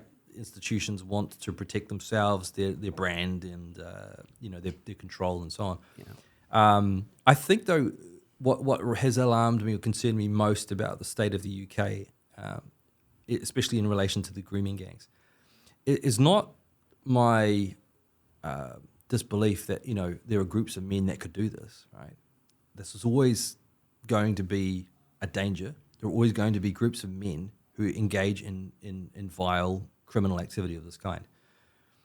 It is the absolute cowardice of people who were not committing the crimes but were aware of the crimes, who were in a position to say something and didn't do anything about it. And that is the product of censorship and not allowing free speech and prioritizing ideological sensitivities of a minority group over what should be the rights of citizens. Absolutely. And very simple. It's very simple. It is. But a lot of people, That's what Jacinda was doing here with the Christchurch mosque attacks. right, well, I mean, And creating the Christchurch call, giving all these Muslim leaders power to say what censorship should be, what we can and can't talk about them. I think a good measure in society is that if I can't mock you and make fun of you, then how do we know you're not crazy? yeah, sure. That's a really good measure. Sure. And that if we can do that, then these people have the power to speak up. Yeah. Yeah. Well, it's not about picking on one group, right? It's not about saying, these are the people that we're going to target now when it comes to criticism. It's rather if the culture has been moving in a certain direction, right? Say the UK and the broader culture. I'm a British citizen as well as a New Zealand citizen, and I have family and so on in the UK. I look at what's going there, and I've been, I guess, observing it for 25 years or so now, since traveling there many times and following the stories. And I have seen, just from my perspective, a shift towards silence on key issues, key topics. One of them is the cultural clash between worldviews. Right, so whether it's Islam, whether it's woke stuff, whether it's alt right, whether it's whatever, but there are certain topics you can't touch, and people begin to internalize that fear of being called a bigot, and so they don't speak out about it, and people then say, well, like, it's just not worth me speaking out. Like, of course, it bothers me. But if I speak out, I'm going to face these consequences. And who am I anyway? I'm just one person. I'm not going to make a big difference. People aren't recognizing, okay, they might be able to tolerate that or live with it. They can have that on their conscience. But they're not thinking about their kids. And the grooming gangs, offending, this nationwide scandal in the UK, is affecting children. They are the direct victims. They are the direct targets of a behavior or a way of thinking that has been left to go unchecked. And the only way you can fix this is you have someone like Elon Musk raging about it. Well, it's Because- one way. It's one way to fix it. well, it's- but one way, at least, to start getting the spotlight on the problem. Yeah, well, because people have been trying to write about it. Some have persisted, but not been heard, and not been able to get their ideas out to a mass audience. Yeah. That's a huge issue, because institutions, again, right, develop a way of thinking, whether it's the BBC or any other kind of mainstream media organization. Mm-hmm. Politicians from both sides of the political spectrum have been afraid to talk. Mm-hmm. And so what do you get? Well, of course, you get inevitably a culture of silence, of inaction, turning a blind eye, and that only reinforces or encourages and increases incentives for further criminal behavior, because people think, well, we can do this with impunity. We'll get away with it. Yeah. They have this in the UK, forgot her name, Jess Phillips. She's the safeguarding minister, and she was being interviewed by a mainstream channel. And she's like, well, how do you feel about Elon Musk? Has an impact on life? And she's like, oh yeah, I'm a victim, and it's really changed my life, and I'm getting all these blah, blah, blah. And at no point she's had this awakening to say, maybe we should do something about this. And she's behaving like this problem doesn't exist because she is conditioned in that way. And then, of course, a week later, the government and the officials say, well, we're going to do an investigation now. Yeah. It's like, what? But only because sustained pressure by people like Elon Musk. That's right. And others. But it takes, potentially the richest man in the world, just tweeting about it consistently over a couple of weeks to get that embarrassment factor high enough that a government will say, okay, we probably should do something. But you watch what happens, right? And this is a problem all over the world. Governments go, well, let's have an inquiry. We'll have an official inquiry. And then people forget about it for the next 2 years or however long it takes to do the inquiry. And the public discourse, therefore, goes elsewhere. They go looking for other issues. The fires in LA, this is in the BBC and the UK media. The fires in LA were either a good excuse or just a really big distraction, enough so that people sort of stopped talking about the grooming gangs. A week after this big story broke, already the shift was, let's talk about the LA fires, and the grooming gang story just dropped right off the front page. Now, how is that possible? I mean, not to diminish the LA fires and the impact on people in LA, but this is potentially, I think almost inarguably, the biggest human rights scandal in the UK in 70, 80 years. And it's just already dropped off the front page. Now, I feel strongly about this. Like I said, I've got daughters. I can't imagine someone just, shutting up and not saying anything and not blowing the whistle and not campaigning for massive change here. It's been going on for many years. There's a tactic to attack fathers and reduce their ability to remove them from the structures of systems where they have enough power to stand up for their children. Yeah, sure. People apply this tactic in many ways. But in part, it's also a result of a lot of dads basically, surrendering their responsibility. Surrendering, I would say, actually just ignoring their responsibilities. They do, and so sometimes the law has been a means of trying to compensate for absent fathers. Yeah, and we have the extremes of this father in New Zealand who's taken his kids and disappeared in the woods. Who knows what the story is? Yeah, sure. I'd love to talk to him on a podcast. We just get into the jungle. I don't know if he's got electricity where he's hiding, but yeah. Yeah. You look at an example like that, and people are quick to vilify it, and they're also quick to And the turn him police into a hero, would right? say he's a criminal, and he's abducted and the kids. yeah, and it could be that the truth lies somewhere in between. Yeah, somewhere. I don't know. I don't know his details, but I think that if people don't connect the dots, and it really doesn't take a lot to connect the dots and recognize what happens when a culture of censorship and self-censorship, which is where the courage element comes in. If people don't connect the dots now, and they look at, say, the grooming gang scandal, or what's happening, in terms of the transgender, movement, or any other hot topic, if they don't connect the dots and recognize this is in large part a product of a move away from free speech towards censorship, and a mentality that says that can't be said because it's too dangerous. Yeah. Do you look into the work of Professor Gatsard? Yeah, sure. I mean, the parasitic woke mind mind. virus, and yeah. I mean, he's had some really valuable things to say. I think some quite profound things to say about not just the problem, but ways in which we can respond, right?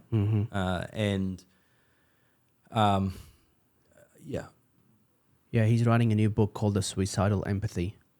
Yeah. Which is basically what a lot of the problems we're talking about is it's from this condition that we apply empathy to a point that it's suicidal. Yeah. It damages our family, our children, our livelihoods, our societies, our structure, because we need to be empathetic towards these people because they're minorities and they've been harmed by colonization and that, and so we just gotta have to damage our lives so they can have we can pay reparations and they can be uplifted. And I think it's interesting because calling what's going on empathy.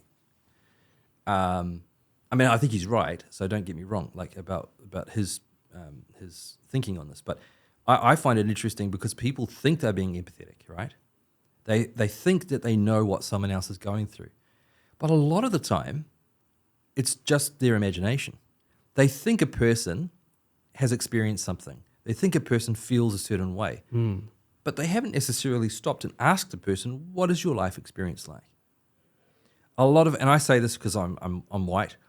A lot of educated white people, and I'm always in danger of doing this myself.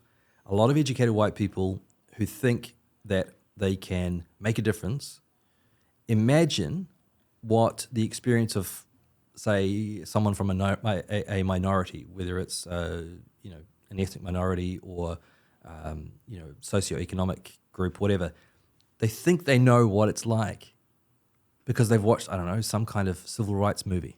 You know what I mean? Yeah. Or they learned about Martin Luther King's work in high school. Yeah. Like, that doesn't mean you understand what it's really like. And free speech is this beautiful kind of solution, right? It protects minorities because minorities are able to express their experiences and their feelings about what's happened. And then other people can listen to that and say, oh, that's actually what it's like. Otherwise, you get these like white saviors, but anybody who's kind of the woke persuasion saying, oh, I'm empathizing with you. Or really? Like, how much do you actually understand about that experience? Have you bothered to listen? So free speech is a way of getting into someone else's shoes because you're hearing their story. Yeah. Free speech is not about talking freely. It's also about listening and absolutely, understanding. So it's not just critical thinking that you develop through free speech culture. It's also empathy, real empathy, not imagined empathy. And that's the danger, is that we have people like lemmings, heading towards a cliff, following a trend in popular thinking, but they haven't considered for themselves what it really means. Yeah, and it's okay for environments for empathy to not exist. Sure. You look at Michael Jordan's life. Yeah. I mean, there's not a lot of empathy. That's not his energy. He's not interested in empathy. Yeah. He wants to win, and he has a standard. And if you're not gonna step up to that standard, it's gonna be hell for you. Yeah. And he's gonna vilify you. And but he will never tell anybody to do something that he wouldn't ever do. Yeah. right? He wants to win, but he wants everyone else to win too, For sure. right? And if you don't want to be part of that, that's cool. Yeah. You want to be part of that, great. He will continue to, do that. So, those kind of examples are also healthy, productive, successful examples of society. They are, think about the name Michael Jordan. It's a synonym for success and competition, Yeah. which is a good thing. Boys have that a lot. Yeah, I doing have that too. the impossible, right? Yeah, I've been in New Zealand 15 years, and I've experienced this white people saying, I know more than you, and blah blah. And I'm a very competitive person. It's like, well, I'll show you. You want to treat me like that? Okay, let's go. Yeah. I always pick a, I'll pick it's competition for me. That's my energy. So you have environments. Yeah, I mean, Michael Jordan was success is also part of his team. His coach, Phil Jackson. Phil Jackson, yeah. Phil Jackson. I mean, he had this whole idea of Zen Buddhism, ancient American Indian culture, and he brought in a lot of empathy. That's cool. But Michael Jordan, there's no empathy. If he needed to do what he needed to do, there was no room for being kind. Sure. And I think that's okay. Yeah, we and don't have to this beat is a that out of the reflection. system. I think the overemphasis. Like, we can't expect Elon Musk to be nice and kind. He's not in that business. Sure. And I think the overemphasis on empathy is happening at the expense of a belief or an agreement that there is objective truth, right? Yeah. So, you could say, yeah, but I feel so bad for that rapist, because now he's going to be in prison for like 15 years. And, like, you're putting yourself in the shoes of this guy after he's been sent to prison. And if that becomes your sort of main guide, because you have to empathize with this person, because he's from a minority, or he's from this rough background, and he grew up without money, and blah blah blah. And then what happens is, and I'm not saying you should never ever try and consider the perspective of this person. Yeah. But what happens is that you do so, first of all, to the exclusion of the victim and what they went through, but also just you set aside to some degree whether this was right or wrong. Yeah. And the way that I mock that as a satire comic, I would say UK Prime Minister Keir Starmer introduces a new initiative to wean off pedophiles using midgets. Right. Because that's essentially a new line. I've never heard. That's anything essentially like that what they're before. saying. Right. They're like, we got to feel bad for them. It's not their problem. It's a thing. So let's use midgets to wean them off children. Yeah. Right. And Ricky Gervais does a similar Yeah. segment in his Netflix special as well. Yeah. But when you use that kind of satire comedy, you kind of first expose the absurdity of this, the suicidal empathy that you're exposing. What do you mean he's a rapist? He's raping children. What do you mean you have empathy for them?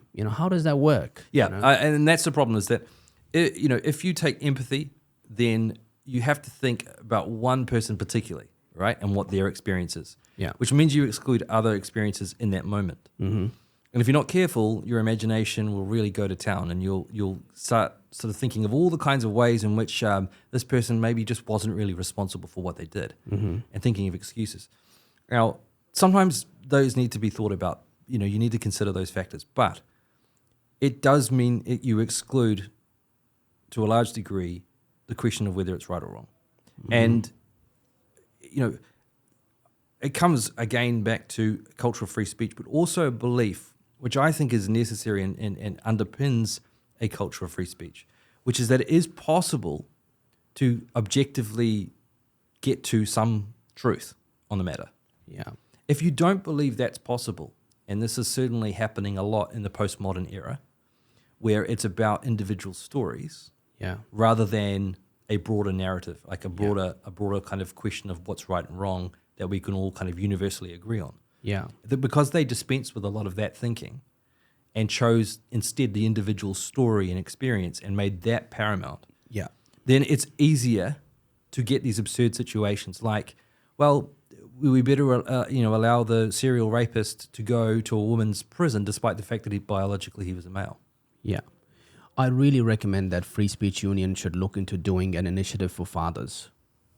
Yeah. Men backing men, camaraderie, protecting men, understanding what guardianship is, what fatherhood is, what parenting is. I think that's a part of the society that we're really beating down. Yeah, I mean, there are a lot of things like that, which I'm sure would be really valuable to do.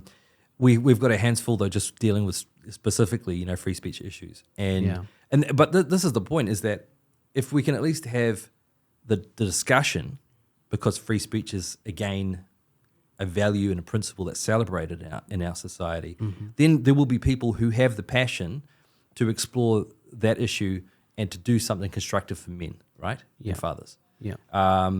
We're just trying to ensure that there is a platform or a basis by which those conversations and hard conversations can be had. Yeah. And there are groups out there trying to do the type of thing you've talked about, right? And so, are they able to do that fully? Yeah, I just feel that free transparently speech, and openly and honestly. I feel like it fits much better in that free speech agenda. Yeah. Because it's so much about that free speech and about that they're attacked because they feel like they can't be men and talk about the men stuff. And I think that's a big factor. I think men need to speak up now. They really need to be heard on issues where for a very long time now we've had silence. Yeah. From too many men. Yeah, and there's a lot of feminism that constantly try and fight their position for protecting the rights of women, but they also sometimes do it at the expense of men. Sal Grover is a great example. She is part of that Giggle versus Tickle case in Australia, which she lost, where this transgender man wants to have access to this app, which is for women-only space, and she identifies as a woman, so she won the case. Yeah. But a lot of the time when Sal Grover is posting stuff on X and she's getting 50,000 views, 100,000 views, 2,000 likes, she's basically saying men are trying to take women's spaces. And I'm saying, well, that's factually not true, because most men don't care to be in women's spaces. Most men don't want to play in women's sport. You're referring to a specific group of men. Yeah, it helps to clarify, right? It helps to clarify. Narrow down exactly which men you're talking about. But when you look at the evolutionary cycle of their messaging, they start with trans, right? Then they kind of open up to all men. And I'll be like, no, hold on over here, Do you mean trans people? Yeah. So I always go there and I drop a comment, and then she'll start to engage with me because what I want to make sure do is that I back up the men. Because, that's not true. Men don't, most men don't want much to do with women. Yeah. It's like, leave us alone, Which again is there are two things there, I guess. One is the trickiness of language, right? Yeah. And at times the convenience of just saying, well, this broad group of people, rather than being more specific. That's always a pitfall with language. But the other would be just the ad hominem idea that I mentioned earlier, right? Is recognizing, hold on, it's a behavior, not just a particular group of people defined by biology. Yeah. So, coming back to the issue is that there are people who biologically could rape women and they are being allowed into women's spaces.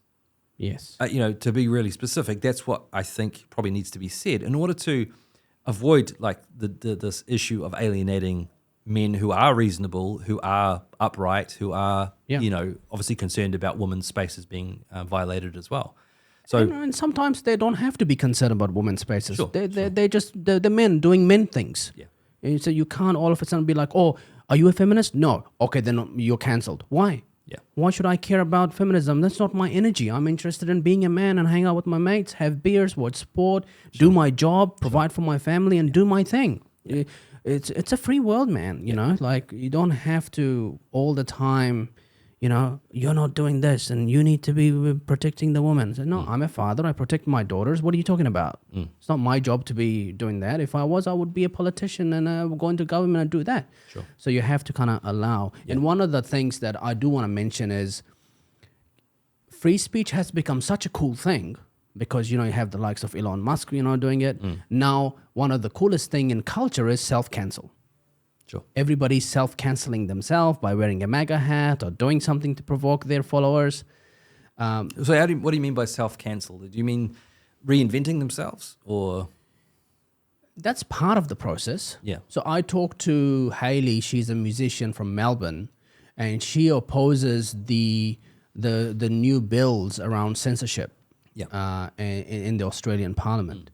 And so she goes on, and she's a musician. She's been in that space for many, many years. And she's part of this music industry, which is very like far left and liberal. sure, and, you sure. know, you're not allowed to speak up Yep. your mind. If you do, you know, then you're excluded and all that stuff. So she had enough of all of that. So she went online on her Instagram page, she put a MAGA cap on, and she wrote her objection about this censorship speech. And immediately she gets cancelled by her fans. She gets cancelled by the industry. All her gigs dry out. Everything's just gone. So she refers to that as self-cancellation. So she came on my show for 5 hours to talk about all sorts of different things. But that's how they identify themselves now, that I've self-cancelled myself. Yeah. It's kind of a way that I'm getting out of this woke craziness. Sure. And it attracts a lot of media. If you go around and say that you're cancelled, now you get a lot of media from that sort of, you know, Yeah. free speech type media platforms. You know, you get a lot of attention. Yeah, and there's a lot of posturing, right? A lot Yeah. of people that, you know, are now reinventing and posing in certain ways. And I guess the thing about social media is that, well, you have a history online. So people can easily scroll back and just have a look at, you know, where you were a year ago, 2 years ago on an issue. Yeah. It's okay to change your mind on yeah, issues. of course. Yeah. And I think that's important. Like sometimes, and I would say this is definitely true of some of our free speech supporters, and I would include myself in this sometimes, it's easy to go, well, you know what? I've always been consistent on this issue. I've always held this position. And, you know, when you guys were all like too cowardly to say anything, and I was saying this, it's easy to build ourselves up Yeah. and present, you know, this kind of, I've always been a hero. I told you so. Yeah. I told you so. But of course, there are all the times when we probably don't remember, when we could have said something and we didn't. Yeah, yeah. And yeah. and also then you've got to, like, it goes back to the point I made about I was taught the third rule in debating with anyone on a topic is be gracious. And that means forgiving people when they got it wrong. Yeah. Because we could just as easily have been there on a similar issue. Yeah. You know, and we will have been on Yeah. different issues wrong and have Yeah. had to re-examine and correct. And it's you know, our unhealthy thinking. for you to hold grudges for a lifetime. Of course, But of I course. do. I do. It's in my nature. Ah, well, we all do. I've We had all some do. grudges in my life that's just gone on for 15 years, but I still hold them now. Again, I mean, it's forgiving people and letting them start again Yeah. is unnatural, I think. But sometimes you don't want to give them that opportunity because you can look at them and go, "Boy, you haven't changed. Why should I forgive you? Because you're going to come back and cause the same trouble." I mean, yeah, kinda like a suppose mechanism, right? There's a difference between forgiving people, you know, and agreeing with them and tolerating what they're saying, Yeah, right? yeah. It's there was this one thing about like guilt. Sure. You know, guilt. What is it? The difference between guilt and shame. It's like one is focused on yourself, One's internal, one's external. and one's external. Yeah, you know, externally focused. Yeah, that's right, very yeah. fascinating, eye-opening sort of thing that I discovered. I was like, Well, because ultimately you're saying you're feeling sorry for yourself. that's right. But In you the have instance of no guilt. empathy or understanding about the harm you've caused to that other person. Yeah, that's right. In the instance of guilt, you're saying, well, I'm accountable to something that is external, whether it's a set of values or higher power, or God. And in the case of shame, you're saying, well, I just have to be accountable to the community around me and how they think of me, right? Yeah. And yes, there's absolutely the ego aspect of it. Yeah, a lot of In the case of guilt, it's a genuine, man, I've done something wrong. yeah, Whereas with shame, I don't want people to think less of me. yeah, And that can have such different, consequences, flow-on effects, right? In terms of how you then go about your life. Have you learned from this issue? Probably not if you're shame-focused. But if you're guilt-focused, you're more likely to say, well, I need to change. I need to do something better next time so I don't do that again, yeah. right? That's why I don't express shame. I just say I still hate you. Honestly, Yeah. Don't talk to me. Yeah. I don't want to see you for a lifetime. Piss off. Yeah. And that's fine too. And I don't have any guilt about those feelings as well. Yeah. You know what I mean? What's hate? Hate is an expression. you know? I think this is going to be probably one of the biggest challenges is, and again, using the term woke, I mean, can mean all kinds of things, but where we've been, the pro-censorship, way of thinking, has meant that there is no way back for a lot of people. Cancel culture and woke, actually, if you think about cancel culture, by definition, it was saying whatever you tweeted about, whatever you said in your stand-up routine 10 years ago, that we've been able to drag out of the depths of the internet and show people now, that will disqualify you from involvement in any more public discourse. You can't be a part of the conversation anymore. We're not going to even look at you because you disgraced yourself. You said something that was, unforgivable. And that mentality in woke is just as tempting, and I think it's just as prevalent in the other type of authoritarian thinking, which is sort of found, in terms of the far right, in terms of the alt-right. And that's going to be a danger too. Because while we can see a shift happening, especially right now, I mean, Trump just got, inaugurated. He's now back in the White House. We're going to see in the US a lot of people like Zuckerberg already who's said, we're going to move to community notes and we're not going to be censoring and moderating the way we were. Well, he may do it, but only to please people. Who knows? He's only doing it to please Trump. And in 2028, when you have a new president, he will do whatever the new president wants him to do. Yeah. It's just ultimately what's going to be best for the company. The reason right? he's hired Dana White to come into his Facebook board is because he's pretty much said to Joe Rogan, I don't have a moral backbone. I'm a technology guy. I love technology. So I need some people with a moral backbone like Dana White that stand up to the government or anybody to say, hey, fuck off. Yeah. Like you can't, because Dana White runs the UFC. Yeah. I mean, he hangs out with bad motherfuckers. Yeah. Yeah. So, at least, so I would say this. Let's be clear about Mark Zuckerberg. I agree. I mean, I've always watched what's going on there and thought, this just sounds like a person who's focused on his company and surviving. Joe Rogan's really good at helping rehabilitating people's image. Sure. He's amazing at that. If you have an image of a person, if Joe Rogan talked to Hitler, he will have he can make 1 million people look at Hitler and go, actually, Hitler was a good guy. People don't understand the power of conversations. Oh, hugely They can influential. rehabilitate and rebuild someone's image, refresh someone's image at a point. That's what Joe Rogan was doing for 3 hours. He was just rebuilding Mark's image because he's friends with Mark. Mark's a good guy. He's kind of caught into all these things. He has kids. It's fine. But the truth is he doesn't have a moral backbone. So what Joe Rogan was doing is helping rebuild his image. But also I would say it could go beyond that. I don't know. I mean, obviously I'm not privy to what they're talking about off camera, off the mic. Mm-hmm. But it could be that this does become a turning point. I'm not suggesting that Mark Zuckerberg has done it for the right reasons. But sometimes when people try on a new outfit, they start to feel, oh, well, actually this fits quite well, and I like it. And I prefer it to what I was wearing before. Mm-hmm. And I think a lot of people who sadly didn't speak up when they needed to, they need to see that, okay, it may be uncomfortable now. And you might be doing it for some of the wrong reasons.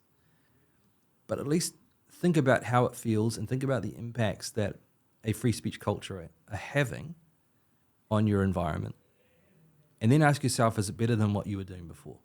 Mm-hmm. And you might find that actually, even though you got in for the wrong reasons and made the change for the wrong reasons, that trying this out actually does work better than what you were doing before.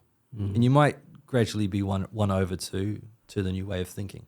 Sometimes people have to do something, even for the wrong reasons, to realize that it was the right thing to do.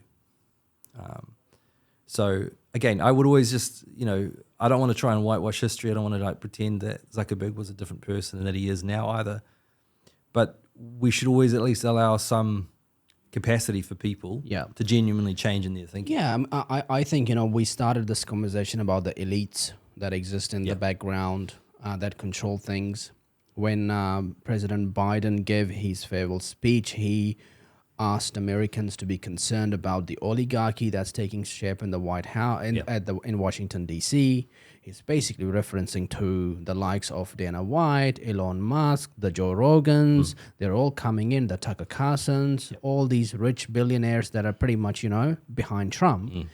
Well, it all, and I had a friend that was, at the airport and talking to me. He's like, "Yeah, Trump is great, but I'm really concerned about this oligarchy thing." I'm like, "Well, have you been awake the last 50 years or what? Like, how much billions has Biden raised from oligarchs?" Yeah. And he just gave George Soros a Medal of Freedom. Yeah. Like, what? Yeah. What the hell? Yeah. And so the hypocrisy is just beyond. Well, I mean, look, there's always going to be. We need elites. There's always going to be a large but number we of need people. elites to have. My point is, we need elites are always part of the system. Yeah. But we gotta make sure that they're transparent, they're open. We can understand what they're saying. They're posting themselves on X. Yeah. And I mean, they make mistakes, and you can see Elon going off about the H-1B visa, even though it's being abused. Sure. But he came through that visa, so there is some sort of emotional, and all his team is on H-1B visa. He needs that to get people to Mars, and you can see that, that sort of, but at least it's wide in the open. At least we know what the elites are thinking. Yeah. And you always have an elite, whether you're living in a democracy or a dictatorship. Yeah. And And Trump is there to make America wealthy. Yeah. And so if you look at Elon Musk, he's gone from 280 billion net worth to 400 billion net worth. But the good thing about Elon Musk is he's not spending that money on mansions and drugs and women and cars. He doesn't own any assets. Yeah. He stays at his friends' spare rooms. And he has a little house he bought of $50,000 that he's placed in Boca Chica next to Starbase, and that's where he lives. Yeah. So it's about, yeah, I mean, he's really unconventional in a lot of respects, right? But I mean, I mean, people have lots of opinions about people like Elon Musk, and that's cool. I mean, my view, I suppose, on this whole issue is ultimately, what are we doing with our voices? Because definitely there are elites, there are people with a lot of privilege, a lot of opportunity. It is an opportunity for us to use our voices to help spotlight, bring into the open the situation of people who aren't getting heard. And if people talk about having privilege, cool, use your privilege. Consider how you're going to benefit your society by speaking up on some of these issues. Yeah. But don't try and speak for people all the time. Ultimately, use your voice to highlight an issue so that those people can then speak for themselves. Mm-hmm. I think that's really fundamental. And for too long, we've had all kinds of people saying, well, this is what it's like, living this experience, even though they don't come from that background. They don't know really what that experience is like. Like we said before, they imagine what it might be like. Yeah. And they do a lot of talking on behalf of groups, minority groups, that they don't necessarily come from. Yeah. So, we need to be getting back to, a real democracy is one in which any citizen, they may not have the megaphone, but they have a microphone. Mm-hmm. They have a soapbox. They have the opportunity to say something at some point in the discourse. Mm-hmm. And to lump everybody in and say, well, this is the way of thinking, this is the school of thought, this is the group you belong to. And we're going to assume that your opinion is the same as everyone else in that group, based on appearance, based on background, based on ethnic, association, whatever. That, I think, is a travesty. I think that is a undermining of the democratic ethos. Yeah. So let's get back to your work at schools. Yeah. You've been working on a case involving a student by the name of Oliver Jull. Yeah. At New Plymouth Boys High School. Mm-hmm. I've lived in New Plymouth for 8 years. Yeah. I understand that environment, personalities, and cancel culture. And although it's a conservative region, there are some interesting characters and personalities there. I've had the MP David McLeod on my show. Yeah. I know him, and I've spoken to him on the show. Tell us. Let's start with what kind of work is that that you do with school around this kid that's being cancelled, why he's cancelled, how do you get involved, what are you doing to help him, is it legal or whatnot? Just just give a quick intro. So Oliver Jull student at New Plymouth Boys High School last year. He wrote a speech. There was a speech competition at the high school. He'd had some success in the competition in previous years. He'd won it, I think, 2 years before, and he'd been a finalist the previous year. So when he entered a speech this past year, he thought, okay, well, he probably has a reasonable shot of making it to the final. And in fact, he wrote a speech, got really good feedback, was told, yep. From the teachers? From the school? From a teacher that was assessing. And so he was told, you'll be going to the speech final and presenting your speech before students. And I think it was maybe a local editor, a newspaper editor, somebody from a journalism background who would be the judge on the day. But when he came back to school after the holiday break, discovers that his name is not on the finalist list. And so he kind of questions us and says, well, what's going on? And so various teachers kind of have these long discussions with them saying, look, we understand that you're a good speaker, you've had success before, but the content of your speech this time is such that it would cause too much offense, it would upset people in the audience, and that you really need to change it if you want to be able to present. Okay. And so he holds out and says, no, I'm not going to change it. It's a good speech. I have good feedback, and I can stand by the points I make. Yeah, let's stop there. What is the speech about? It's about I guess in his words, it's the... What's the title of the speech? I've got to try and remember it verbatim, but... is it the decline of the Western the civilization? decline of Western civilization, yeah, that's thereabouts is the title. And what's the content of his speech? Well, he looks at trends in the modern, West, right? And he cites different thinkers, different philosophers and, political thinkers, talks about the loss of the family as the kind of the basic unit from which society emerges, and the importance of the family unit in order to maintain, a healthy outlook and a strong civil society. So that's his kind of general thrust to the argument. Talks about how the move towards women working full-time jobs has meant that puts pressure on families and makes it difficult. And, in some respects, I think it's quite a sophisticated discussion. It's a sophisticated speech. I've read it. Yeah. Yeah. And it's very well written. He's And very what's his articulate. motives behind writing the speech? Is he a student that's reading these things? He's learning about these things? Oh, for sure. I mean, this boy's extremely erudite. He's just fascinated by ideas. He's fascinated by current politics and social trends, and just somebody who has read a lot, educated himself in a lot of ways. And he's from a family of people that like to question and think and debate. So he's been encouraged to do that, and I think that's a good thing. Okay.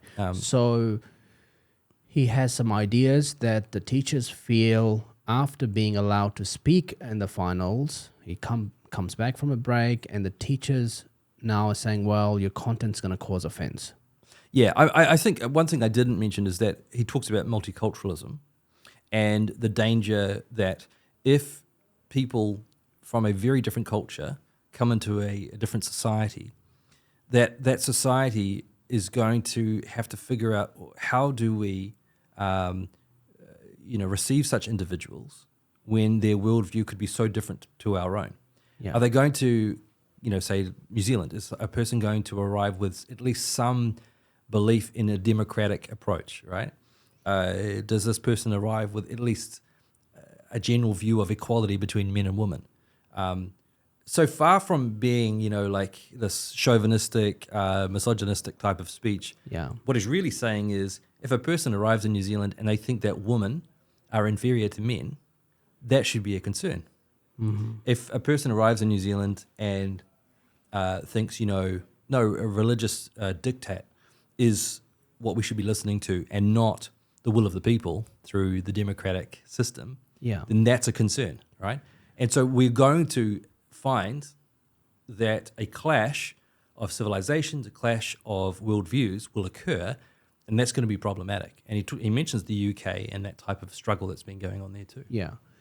Is he referring in his speech that we should not have mass migration to New Zealand, or is he basically pointing out the idea that if we have other people coming here, there will be clash of ideas? What is he actually pointing at? I think it's more it's more unchecked migration, mass migration, Yeah. whereby a society is being radically changed in a very short space of time Yeah. by an influx of new thinking. And is he aware that his own people 100 years ago came to New Zealand through unchecked migration and mass Oh, migration? sure. I mean, you could have this. He's a well-informed, bright, historically aware kid. So he's drawing a line saying, well, we did that, but from now on we shouldn't do it. Yeah, I mean, like, just because our ancestors did it not that long ago either, it doesn't mean that we should just let other people come in and do the same now to us. Right. Partly because every individual in every generation is responsible for what they do now. And so that means that we will have an impact on the next generation, but we shouldn't be held responsible for what previous generations have done and their decisions. But we have to also understand the evolution of migration. Maybe he can read Lincoln Payne, A Maritime History of the World, Sure. on how everybody, migration to many extent. When we see what goes on with migration, like in the US, Yep. illegal migration, right? Yeah. These are symptoms of migration in itself. Why do people move? Why did the Polynesians moved to New Zealand in the 1100s for 2 years non-stop? Sure. And who knows what the reasons were, but there were reasons Sure. that they deliberately moved here. It could have been loss of jobs. It could have been lack of opportunity, not enough food, population growth, all that stuff.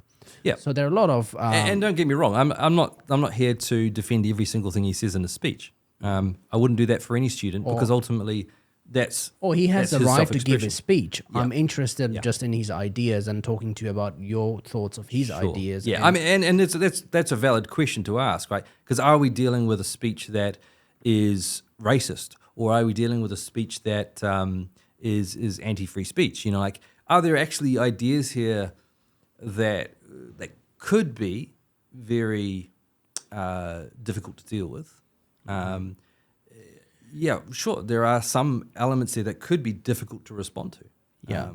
But there's nothing there at all that I think should be considered so taboo that we can't talk about. Yeah. Do you know why he wanted to give the speech? What's his motive?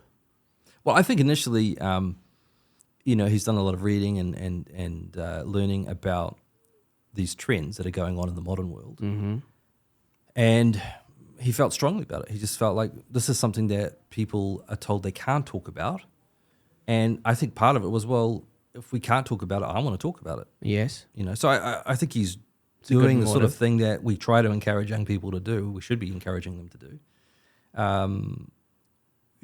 But look, by no means do I think he's a racist or anything like that. I honestly think he's just. I don't think his a speech smart- is racist. No. I don't It's think a really I don't good think he is speech. either. It's well written, yeah. and but you have to ask, what's your motive? Why do you want to give a speech? Sure. What's the output of that? Reality. Because when you give speech, you want to inspire people, you want to educate people, you want to entertain people, you want to mobilize the English language, you want to debate, and you may want to challenge people. you want to challenge, you want to create heat. Yeah. You wanna use the rage and channel the rage towards positive outcomes. Sure. It could be a lot of reasons, but I think that it's entirely fair and legitimate. In fact, it's necessary that we have speeches, sometimes, not all the time, that are going to be unpopular with almost everybody in the room. Mm-hmm. But it's a chance for a person to say, I'm gonna share my piece. I'm gonna share what I think. And if you disagree, fine. But if I held this opinion to myself, then I might feel that I have not been responsible. Yeah. Because sharing it is a way of saying, I'm putting up a red flag here. I'm sharing concerns. If you haven't heard my opinion and something goes wrong, then, I could have helped avert that. Yeah. Now, it may not be true. It may be that your concerns aren't, valid, that they turn Yeah. out to be wrong. I think there is also an interesting debate to be had around the way the world works is you earn your way to have people listen to you. You know, you earn your way through your experience, through your work, through your research. Yes, you have the right to speech, and you can stand up and say, well, you know, here's a speech. Sure. But then you also have to question, well, does a 15-year-old know enough in the world of experience to know all this data and information, or is he just copy-pasting something what others are saying, and he's just putting it together into a speech? Yeah, I suppose, though, 'Cause the exercise of self-expression, though, has to happen. It's like a muscle, right? And, you know, you can't just expect to turn up to a weightlifting competition without ever going to the gym. You may not be competing every day, but you are training. And simulating the eventual kind of competition through your training regime is the only way you're going to be a real he's competitor. a 15-year-old at This a is school. what schools are for, though, right? This is what Schools are the gym. He can set up and do Yeah. the speech. Yeah, schools are the gym for the competition, If which he might doesn't be have what enough happens in the real stuff to back him up with it, he might get, you know, Yeah. and that's the experience he learns, and that's the school, and then he can go back and do his homework and, you know, learn more things and go back and do that speech again. Yep. So were there any specific reasons that the teachers said to him from his speech that would cause offense? Any specificity was provided by the school?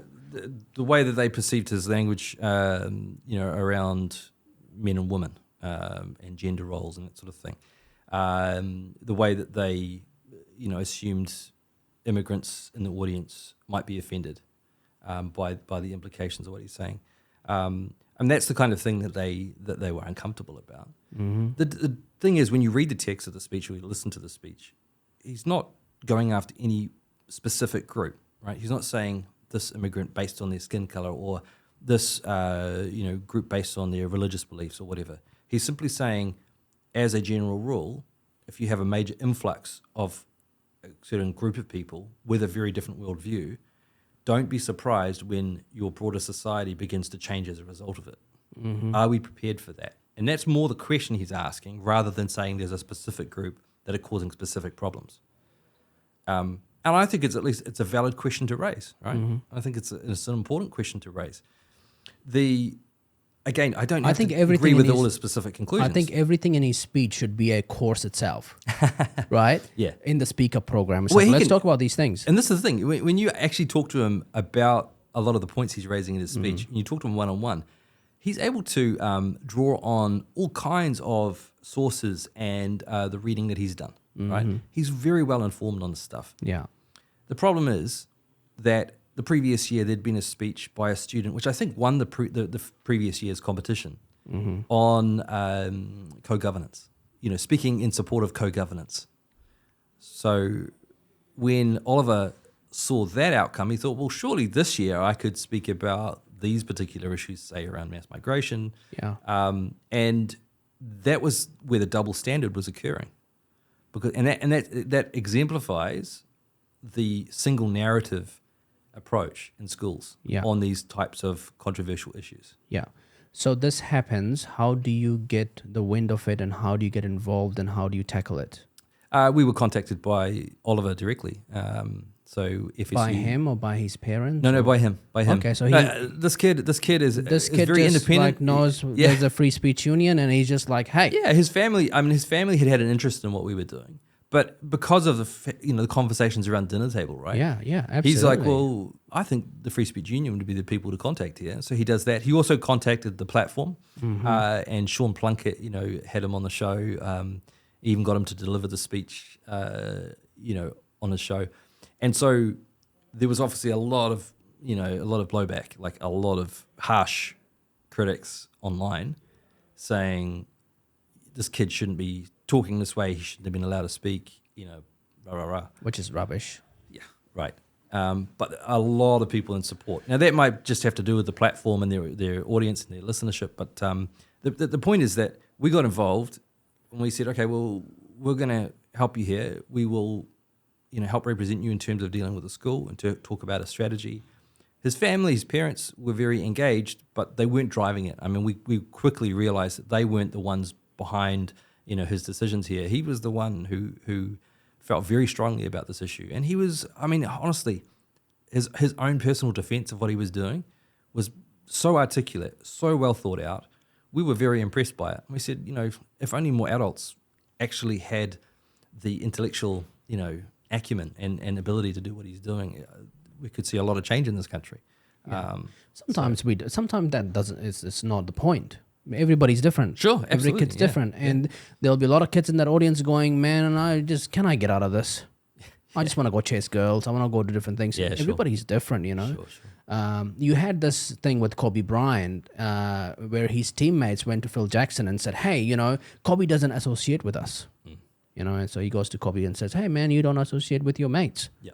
What's going on?" And at that time, he was 22. And he said, "Well, and I said, 'Hey, Kobe, don't you want to be captain one day?' He's like, 'I should be captain now,' And then he said, 'Well, but you don't associate with your teammates. You got to hang out with these guys.' And he said, 'Well, these guys think about girls and cars. I'm interested in basketball and the triangle and how to win games and this and that.' So it doesn't have to be all the kids. Not all the kids had to be like him. Not all the adults have to be like him. And everybody's different in many ways. But I think I see your point. One of the points is we got to recognize that there is something unique over here. Yeah. And instead of shutting it down, which is like a symptom of society that's saying, whoa, maybe tall poppy or maybe woke ideology, maybe censorship. But actually, what the school should be putting their efforts into is how do we make sure, how do we come up with a plan that if there are people that are going to get upset by this, we should deal with the people who get upset by this, not shut down the kid from saying what he wants to say. Yeah. How do we help those who are offended develop the coping mechanism? Exactly. And if there's a legitimate grievance, right, there's a legitimate concern, how do they raise that concern through dialogue and through maybe the necessary avenues, channels to address it? But I think what his case really perfectly illustrates is the backfire, that occurs, right? People want to suppress the expression of some ideas because they don't want people to be hurt by hearing them. All that happens is that a mobilized person like Oliver, who knows his way around the system a little bit, says, well, no, I'm going to try and get my message out through some other means. And I'm going to point out the injustice of what's being done here. And a lot of people go, well, okay, now he's been heard by 100 times, 1,000 times, 10,000 times more people than he would have in the, in the speech competition. You should have just let him speak. In the school, yeah, exactly. Just let him speak. And nobody would have known about the speech. I mean, if censors genuinely are concerned about dangerous ideas being shared, just let them be shared. then if you want to limit the spread of the idea, then just let them share it. Because most of the time, they're probably not going to be heard by that many people. Exactly. As soon as you add censorship, it actually puts fuel on the fire in a lot of cases. Yeah. Now, that's not to say everybody, because a lot of people then go, well, I don't want to say anything. I don't want to get in trouble. Yeah. So it can still have that chilling effect. But some people, like Oliver, will take the opposite approach, and that's when it amplifies. Yeah, because they're not fragile. They're anti-fragile. Yeah, good or bad ideas, whatever. The point is the ideas still get out to way more people. That's right. So where's the case at now? Well, it started getting quite complicated because initially the school pretended that he'd never even made it into the final in the first place, which is a huge amount of gaslighting from the principal and others who were involved. Because initially, after these discussions, Oliver started to suspect that they weren't being honest in terms of how they talked about it publicly. And he knew that he'd been approved. And so what's happening now is, of course, at that point, I should say, they're saying, look, we didn't put you in the final. But in private, they were saying, yeah, okay, you were in the final, but you shouldn't be in the final. So they're accepting that they did let him through into the final, that he was going to do it, and now they're stopping him because of the content of his speech.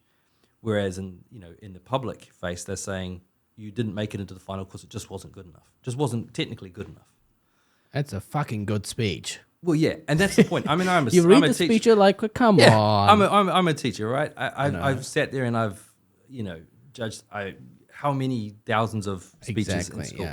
Yeah. And straight away I was like, that is an excellent speech. Yeah. Even putting the How content can aside that for the not moment, be in the finals? brilliantly delivered, well written, well constructed. So when you get adults in a position of power, authority, gaslighting kids who are bright, articulate, and well-meaning, right?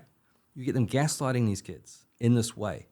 They're prepared to publicly lie and humiliate a 15-year-old, 16-year-old kid who has just tried to do his best in a speech competition. Yeah. That to me is not insignificant. That to me is a major symptom of where our culture is going and where our society is at. And that, I think, is even worse in some ways than a person whose professional body regulator has told them you can't talk like that in the workplace. Because you've just taken a young person, right, who is by definition less powerful, and you have made them, you've intimidated them through sort of shaming tactics, through lying. And I just think a case like this shouldn't be dismissed. It shouldn't be thought of as trivial. The principles at stake are massive. And you think about not just Oliver, but all the students at that school and any other students that are paying attention to this case. If adults can act like that and just get away with it, and we know that they acted like that, by the way, because Oliver, of his own volition, we certainly never encouraged this, and his parents didn't either, but he just decided he was going to record some of these conversations with the staff members who were telling him this, right? So he's got them on recording, admitting, okay, yeah, it's a great speech in terms of technically it's very good, and yeah, okay, you were let through to the final, but you shouldn't have been because your ideas are a problem. Right? When you get adults confessing on a recording to that type of behavior, then you've got a case because you can't pretend. So what does the case look like now? We're just helping the Joel family at the moment, just with the options. We've challenged the school about it. They just doubled down. The leadership. What are the school. options? Is this a legal? There are legal options. There are some legal possibilities, but that'd be something I wouldn't want to get ahead of it because these things can take time. Yeah, you don't want to show your hand. No, and also just the legal system, it takes time, and exactly what approach you take can depend a little bit on changing circumstances, in terms of how the other side respond and everything else. Yeah. So I don't want to anticipate exactly what's going to be the result here, but we are trying to take the school here to task and challenge the broader education system and make them wake up to the fact that this type of thing isn't acceptable in schools, that type of censorship of students. Absolutely. Yeah, I mean, I don't know much about the school because I have that kind of like stereotyping thing that I do. It's like I see traditional schools and these teachers are all dressed and I'm like, yuck, I don't want to see that at all. Do not. Yeah. Because I'm traumatized from my own schooling experience like that. Most of us are, yeah. Yeah, so I think I'm biased when I look at that stuff. What else do you guys work on in that school space?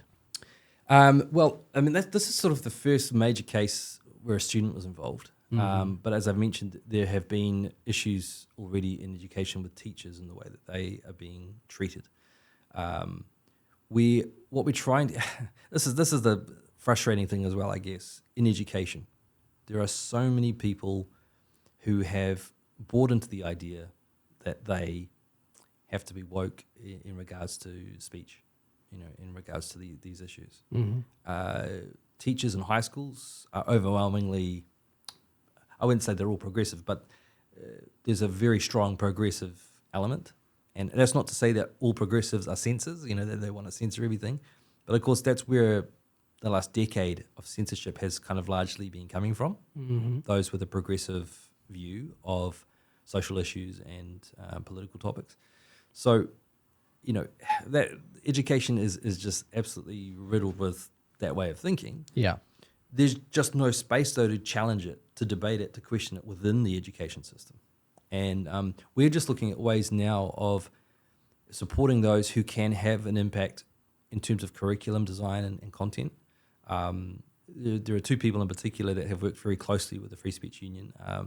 One is Dr. Elizabeth Rata, who is a specialist in education. She's been working on curriculum design for NCEA in New Zealand. and another is Michael Johnston, who was at Victoria University and now works for the New Zealand Initiative. He's been involved in redesigning curriculum as well under the current government. Now, it's not to impose a new kind of form of right thinking, but rather to ensure that a real kind of rigorous approach to education is happening again. And what we'd love to be able to do is to see how we can introduce more elements of critical thinking into subjects across the board. So that's an area that I think we're hoping to be able to make a difference in through lobbying, people that are change makers, leaders in this space, encouraging teachers individually to think about what they're doing in terms of how they teach classes. We're trying to get into teacher training colleges, but it's one of the most difficult domains to have access to. When Who controls the access? Academics in education, right? Deans of education, lecturers, people who are, by and large, some of the drivers, the kind of prime movers of the recent woke phenomenon. Yeah, these academics seems to be troublesome. Everybody keeps mentioning that on my show. The academics, they do this. The academics, they control this. Yeah. But I had Paul Moon on my show. Yeah. I mean, there are lots of exceptions. Yeah, there are exceptions. He is. Yeah. I say lots of exceptions. There are exceptions like Paul, but and Elizabeth Rata and Michael Johnston. But that's the difficulty, is that the system, especially the tertiary sort of sector, has now reached a point where there is just like a critical mass, right? There's just this significant group of leaders in key positions who are gatekeeping. And if you want to advance in your academic career, from a PhD, even before doing your PhD, in fact, I had this experience. I was doing my master's degree, and as I was kind of coming to the end of it, my supervisor said, you should really consider doing a PhD, and have you thought about, becoming an academic and teaching in a university, and is that a career path that you'd be interested in? And I said it had been until this year. And my experience here in the university, I went to Auckland University. My experience has made me question whether I could actually openly and successfully share ideas without being cancelled or being censored by by say other academics. And by the end of doing my master's degree, I was fairly convinced that I wouldn't be able to freely do that. And I think it was just such an overwhelmingly sensorial kind of atmosphere that I wouldn't have been able to advance or progress, even if I could, show that I was good in my field and meet the traditional prerequisite, for academic qualification and teaching in the university. I just doubted that I would be able to advance. Yeah, that's crazy, man. Like I did my master's in business at the University of Reading in the UK, Henley-on-Thames. Mm-hmm. So a small town, 5,000 people. That's where they do the regatta. And I did my research in human ecosystems, how they gather and how they create value. Yep. I had none of this bullshit. None of this, not even a second. The only thing that happened during my time there was, it's my first day at the university. Yep. We all get into this room, and the dean comes and does a speech. And the, masters in business, average age somebody does that is when they're 45. It's all about the experience and this and that. Yeah. And I happen to be an exception. I'm sitting there and I'm 23 and I've been selected. They forced me to write 5,000 words about certain things, and they're like, okay, it seems like, you've got different experience. Because I finished high school and I went to work. I didn't do university because I was not interested. And I studied business in high school. I got really good grades. I went straight to work. So I was 23, making really good money. I could pay myself to the university, and I was managing a team of 5 people. So I had a lot of experience already, 5 years worth of experience in the workplace. And the dean says, you're amongst a lot of experienced people. There's a lot of knowledge to exchange. That's why we don't recruit 23-year-olds to do an MBA. And everybody sitting around me have already met me at the bar, drinking beer and going, what are you doing here, 23-year-old? It's like, oh, this is how I got in, and this is what I do. And they're like, oh, that's cool, man. Come, it's great. Everybody turns their face and look at me. And I'm just like, you know, Yeah. poker face. Yeah. And then we all get into the bar again. They're like, man, we need to take this with the dean and we're going to beat him up and we can't say things like this, man. You're a 23-year-old. And I'm like, just leave it. Yeah. Because if I don't finish my MBA and we beat him up, then the laughs on us, right? And he was right in many ways because I struggled to do it. I've fallen off. I had to come back again to finish it off. It took me 9 years to finish it. So I was like, before I turn 30, I got to finish this fucking thing, you know? But that was my energy as well, is I wanted to make sure that I actually proved myself that I finished it. At that time, it's kind of died off and nobody was like, hey, look, I was a 23-year-old and I did it and you tell this.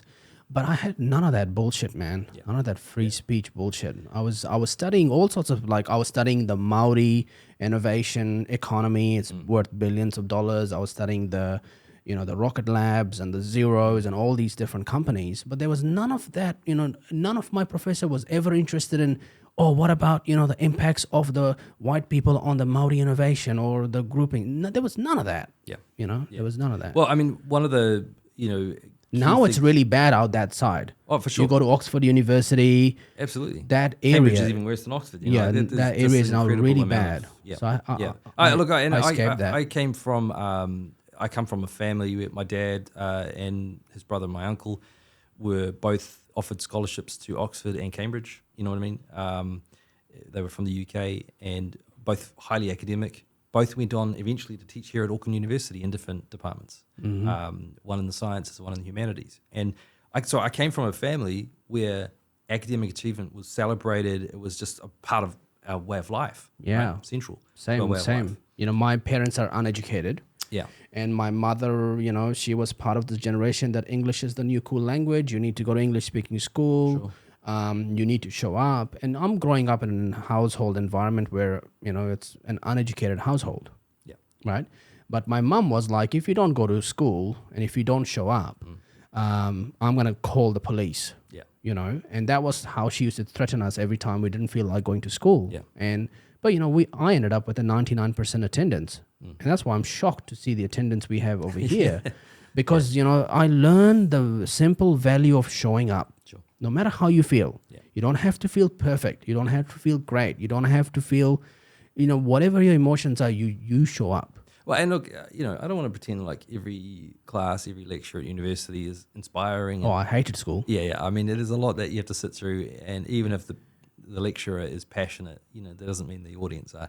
Yeah. But I think there are even fewer reasons now for students to be inspired and motivated in classes where there should genuinely be passion and enthusiasm generated, you know? Yeah. And there are schools that's like what disappointed me. Yeah, there are schools now like the Green School in Taranaki. Sure. I don't know if you've looked at Yeah, that. I think, the Greens set it up, right? Charter school. They did fund. No, it's not a charter school. It's Was a it? privately It was school. James. So James Shaw gave them about $12 million or something or other Yeah. as part of the immediate build program. Yeah, seeding it. Yeah. It was not a school fund. It was privately funded and set up by Michael and Rachel Parrott, Right. who used to own HRV. And their kid was autistic, could not fit the school system. They took him to Bali to this green school that was started by John. And they then decided to bring the model in New Zealand, set it up as a private school. And they got that funding through that green initiative, James Shaw model. But it's got nothing to do with a charter school system. Sure. But what I want to say about green school is that you have this environment where I don't want to say personalized learning takes place, but they encourage entrepreneurial learning. They encourage interest-based learning because my son is very, very, very strong around that interest-based learning. Yeah. So a lot of his learning will happen when he's racing karts. He learns how to use data, how to study data, feeling of the body, analyze the data, critical thinking of the data. It's a really good way to live because in life and in business and workplaces, we make a lot of excuses. Yep. But when the stopwatch doesn't lie, you are either first or you've lost. You're a loser, right? So that kind of mentality you learn, competition. So he is that kind of kid. He learns through experiences. Sure. And then you can incorporate everything into that. Yeah, and the standard format traditionally Yeah. in teaching will not serve Yeah. students like him. It's like he's not interested in learning maths, but I'd say, okay, how about I get you to invest in Tesla, Yeah. buy stock, and then you use maths to understand how your stock works, how it's going up, it's going down. You want to buy a toy? Great. Don't take the $50 out of your total stock value. You take $10 out and let the 40 grow to 50, and then you can go buy a toy. Right? And now he's been doing that for 2 years. He knows everything about Tesla. He knows ownership of stock and money. He understands maths. He understands mission-driven lifestyle. He has a relationship with every time he sees a Tesla on the road. Yep. Their vision about what they want to do with the world, right? So those are like, some kids are like that. Yeah, and I think one of the I don't have specific sort of opinions about charter schools and that sort of thing, and I see the value though of some of them for sure. The thing that pisses me off is this whole government the government comes in, we don't like it, we're just going to cancel it. Yeah, and I think then someone else comes and says, "Oh, well, I'll bring it back." It's Well, like, I think, what are we doing here? That's evidence, though, particularly from I guess Labor and the sort of more the left of centre, that public schools have been in the modern era a way of creating solidarity amongst a population. Mm-hmm. Now, in theory, that sounds great, and it can sometimes be a really valuable thing. But the difficulty is that ideologically driven individuals in the education system have harnessed that that avenue of disseminating ideas, right? So they've kind of made it their own, and then they're feeding particular ideologies into the school system, which it could be characterized as, neo-Marxist or postmodern or whatever. But that means that you're getting solidarity of a certain type. Solidarity in terms of thinking, right? One way of thinking about an issue. Mm-hmm. This is the danger. This is where things can go when you have a public education system with a top-down approach. Mm-hmm. And it doesn't have to be like that. You could still have a public education system that celebrates critical thinking if those are the values that are being fed into the public system. And so there's very much a war going on really at that academic level. What ideas are we going to feed into the education system if everybody's kids, for the most part, are going to a public school, with obviously a smaller minority going to private schools, charter schools, that type of thing.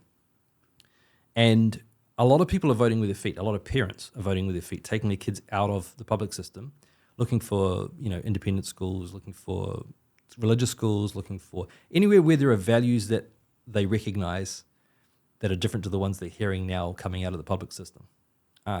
There are huge waiting lists for private independent schools that aren't buying into all of the same ideas that public schools are. Yeah. That's a huge, that should be a huge warning to those based particularly in Wellington, thinking we can make everybody conform to our one way of thinking. Yeah. And if they don't see the writing on the wall, well, people are going to eventually vote with their feet.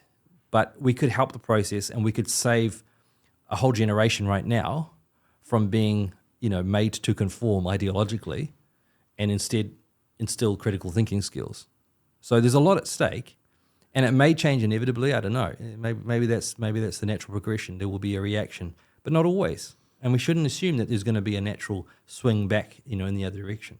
What schools perform the best? Religious schools, conservative schools, strict old traditions like the British schools? Is it the liberal schools, interest-based learning, do whatever you want? If you look at, it depends a little bit on the curriculum and certificate that they're running. So if you look at, say, the state-based NCEA curriculum, who's performing best in that regard? A couple of public schools, are in the top 10. But most of the schools in the top 10 are private schools, generally older established schools. Is that because there is a higher resource allocated per student? Yeah. I mean, the resources have a lot to do with it. Obviously, they can, generally speaking, recruit pretty high caliber teachers and retain them. And sometimes the conditions for teachers are really, too good to refuse. But also you've got families typically that have a very education-focused orientation. So they're already being encouraged at home to learn and to do well and to achieve highly. So, there's all of those factors that go into it. But, in my neighborhood, I mean, the nearest high school to where I live is the best performing public school in the country. And why is that? Largely because of the local citizenry, right? The families nearby, many of them are from Southeast Asia, huge emphasis on doing well in school. And so their kids are going to school highly motivated to succeed. Yeah. And that school has also had really, for the most part, it's had a very forward-thinking leadership in terms of what works and what doesn't. Yeah. And then you have these sort of like outliers like Nicola Narawa, what she did at Pattaya School. Yeah. She took it from bottom to top by very simple philosophies, like remove the bells, like no bell ringing after every class, and bring in some really disruptive ways of teaching. Yeah. And And look, my conclusion is that some things work well with certain groups of students and other things work well, like we were saying before with your son. There isn't a standard approach in terms of processes and structures that I think works universally. But the one thing that does work universally, the critical thinking skills, which come from that culture of free speech. That's one of the few things that we could say universally apply that lead to brilliant results. And I mean, the evidence for this is overwhelming. I mean, you go anywhere in the world where critical thinking skills are fundamental to the program across all their subjects, and you will see innovators, you will see, people creating amazing content or making incredible discoveries. I mean, this is what Oxford and Cambridge are celebrated for historically. I mean, some of the oldest universities in the world. And for centuries, they consistently performed at an incredibly high level. Not just because they had wealthy individuals who could send their kids there, right? But because you had students with scholarships who were encouraged to take their natural abilities and think critically and share their ideas and not put up firewalls, between departments or between ideological, underpinnings. And there was just this ferment, there's this culture there, a melting pot of collaboration, innovation, example, free thinking. If we want to continue that type of tradition, which I would say to some degree has been suspended for the last decade or more, we've got to return to those first principles. Critical thinking, free speech. Yeah. And do you see schools where there is a high rate of free speech do better than schools where there is censorship? I mean, I could do it anecdotally and say, from my experience, I mean, I worked in a very good private school, one of the top 5 in the country. And we were sending kids through the international baccalaureate diploma that I was a part of teaching. We were sending kids to Ivy League universities, Oxford and Cambridge, Rhodes scholarships, that type of thing. So we had a large number of students going off to those places. Wow. Some of the best results in the country, top scholars in the country. Wow. And I do think that an element of that, other than supportive families and lots of resources, was that we offered this critical thinking program as part of the IB diploma. Yeah. It's a mandatory part of that program. But what it does is it allows them to take those natural abilities that many of them have and just, amplify that exponentially. Yeah. I think that's a really good way to sum up the model of success and how to create good thinking students and push them through those programs. And I mean, ultimately resources, of course, make a difference, but they don't actually prevent a genius with those principles that they're operating by doing world-changing things. Yeah. It's just harder for that genius. Whether it's Ramanujan, coming out of India and becoming this, being this maths prodigy, or, there's lots of examples of these complete unknowns emerging and changing the world. Yeah. But usually when you look at their stories, there were some principles that they caught onto early on that allowed them to do things that other people just hadn't imagined were possible. Yeah.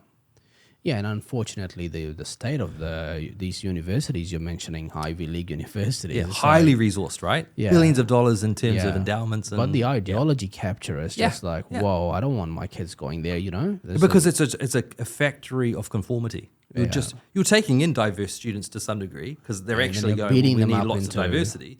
But then you're churning out a standard, set of carbon copies, right? Yeah. So I can already see it with my kids. I'm looking at my son. I'm not having this conversation with him, but I'm like, you're not going to university. Yeah. You know, Sure. let's figure out something else. Sure. But I'm looking at my daughter. I'm going, maybe fashion school in Paris. Yeah. Maybe I can see that. Maybe. Well, let's see how it goes. Yeah. But you can kind of already see, like, she's a good student. She's an available student. She loves learning. She puts effort. She cares about what she does. Yeah. And he's like, yeah, Well, look, let's play video games. and from people that I've worked alongside, people that I've met, stories I've been inspired by. So many people benefited from a university education back in the day. I'm not convinced that anywhere near that same number are benefiting now. Yes, it's required in order to enter certain professions, but in terms of their general approach to learning, to education, to knowledge, it's the people that just understand from early on that inquiry, asking questions, Yeah. being curious, and ready to read. Because Yeah. if possible, encourage reading in your kids, then they can go and they can inquire, they can investigate, they can then challenge when other people haven't done the reading and they can't. Yeah. And that will be far more beneficial in the long run Yeah. than just the formal education and the qualification that comes as a Yeah. result.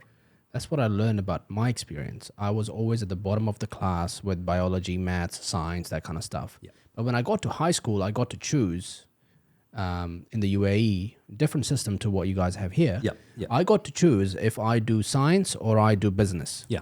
So I was like, well, not good at science. I want to give business a shot. So you study marketing, accounting, and you study economics, you study business management. And for some reason, I just went top of my class. Yeah. Loved it because it was about open answers, no closed answers. It was about creative thinking. Yeah. Creative thinking is what I discovered when I was 14, that I had a lot of creative thinking. Sure. It was just like wild. Yeah. It was fascinating. And no one could beat me in business management. I was at top of my class. Maths, I was really crap at. Accounting, I was just on top of it. Yeah. And that drove my interest in academic studies and wanting to do a master's, wanting to study more about business, it really fired up for me at that sort of last piece of the my schooling life. And I had a ball. I had an awesome time with studies and economics, and I was just hoarding books from the library. I was reading Steve Jobs' biography. I was reading Apple stories. I was this, that, the Googles, the Silicon Valley philosophy. I had a fun time. But that discovery happened. You can argue late. It could have happened earlier. But also what I learned about my earlier years of school is the patience that one can learn about doing things that they don't like doing. Yeah. It's a very important lesson. Yeah, applying yourself, being diligent, right? If you're only doing end. things that you're interested in, you're always bailing out when things get too hard in life. Yeah, sure. Because you don't have that skill set. You need to sit through a lot of lectures and lessons and things you got to do, because sometimes it's not about you. Yeah. You got to push other people, or you got to just be there. You got to learn to listen to stuff that you don't want to listen. It builds a lot of capacity that people don't value today. It's like, well, why is my kid's learning this stuff? He's not interested in it. He's not good at it. He should be doing that. Well, sometimes, there is a value. Yeah, in it. and don't get me wrong, like I think of lots of famous people who've been incredibly successful. They didn't go to university, or they didn't finish their degree. I mean, lots of Zuckerberg, Steve Jobs, Bill Gates, Elon Musk, right? They've all done similar things in that regard. They are still highly driven people, though. I think there's just a motor going all the time in these individuals. Yeah. And that's not necessarily true of most people. But there are some benefits from university education, or at least there were, and I've begun to question now whether that's really the case anymore. But research skills, research techniques, and the discipline needed in order to thoroughly research and verify information. Unfortunately, that whole process has been undermined massively by some of the departments in the humanities. The social sciences, I think, have done a lot of damage in their really casual handling of evidence, what that rigorous process should be, Yeah. and how they just have largely ignored it in many cases. Yeah. So Yeah. I think, I would make an argument for the university being, indispensable in one sense, but given where we are now, I'm not sure. I don't know. Yeah, and that I see think one thing should also mention, like you talk about your conversations with your father and the way that you guys used to have these rules in debating and things like that. That to me sounds a lot like what Elon talks a lot about, the first principles. Yep. It's all about that evidence-based. Yep. It's you got to inquire. But I also love this idea that, everything is like, a lot of these schools, what they do is they look at the reality around them. They say, well, all these atoms are constructed in this way. We want you to go and be part of the atoms, and we want you to improve the atoms, but don't disrupt the atoms. Sure. But the first principles allows you to say, well, we can break the atoms down and reconstruct them into a vision that we want the world to have. Yeah. That's the Steve Jobs. That's the Elon Musks. But they also have flaws. Steve Jobs' flaws, you could argue it's a flaw. He would say, well, I need to control the vision because you're all stupid. And I see the world. We need to control. I don't think he said you're stupid. I'm just adding that in. Yeah. But they come with that kind of How can energy. we re-engineer what's there, right? Yeah, Seek we don't want you improve to it. touch this thing. Let us Yeah. build it, Yeah. And you see that, and that's an energy. That's a good energy. Elon Musk and they're so good at what they do. Yeah. They want to control that vision. Yeah. They want to make sure that they push that and they create that. This has been fun, man. Really enjoyed it. Yeah, you wanna anything else you wanna add? No, just that if people haven't checked the Free Speech Union out, please look at what we do. Yeah. We are literally a grassroots organisation. Yeah. No, your with- content's great. I really enjoy it, and I learn a lot from it.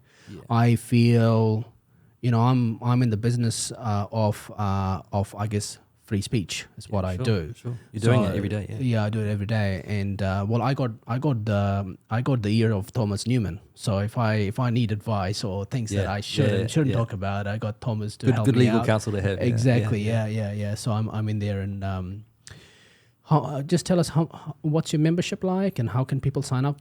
So we have over 100,000 supporters around New Zealand. So Cool. those are people that are actively following our work. Yeah. And contributing, whether financially or through sharing content and just kind of liking what we do. Yeah. But I'm not just talking about people that look at our stuff. These are people that are engaging with us, feeding back to us what's going on. And then we have paid membership as well. And so I don't know what the latest count is, but it's in the sort of several thousand, I don't know, about that, eh? And so... we've got people with paid memberships, and we have particularly Which have professional some memberships. really good benefits. Yeah, Thomas well, was so explaining that to me. initially, there was that general membership, and now we've got specific profession memberships. What do they get from these memberships? Effectively, $200 a year, and what we do on their behalf is we advocate in their workplace if they are faced with censorship, whether they're faced with an HR challenge to what they're saying or doing. We will advocate for them in the workplace. We will help arrange legal representation with people who are the best in this field, who really do know what they're doing in the legal space. And we will ultimately help you stand up for your legal right to express yourself. Yeah. What are the 4 categories you guys focus on? Education, legal. Well, we've got 8. And 8. Okay. So there are 8 in total, and I'm just trying to think. I think we're up to number 7 in terms of the ones that are now public. I think we've got just one more still to release. Oh, but really? It Which one is that? Well, if you go to our website and look specifically, because I'll probably get some of the titles wrong, but this is people from health through teaching, academics. People in the media and arts space, religious, leaders as well. So covering really the full gamut. Okay. What's your website? FSU.nz. Okay. Really, cool. really simple. And follow us, of course, on all the social media What are platforms. your socials? We're pretty much across all of them now. So, we've recently got on TikTok.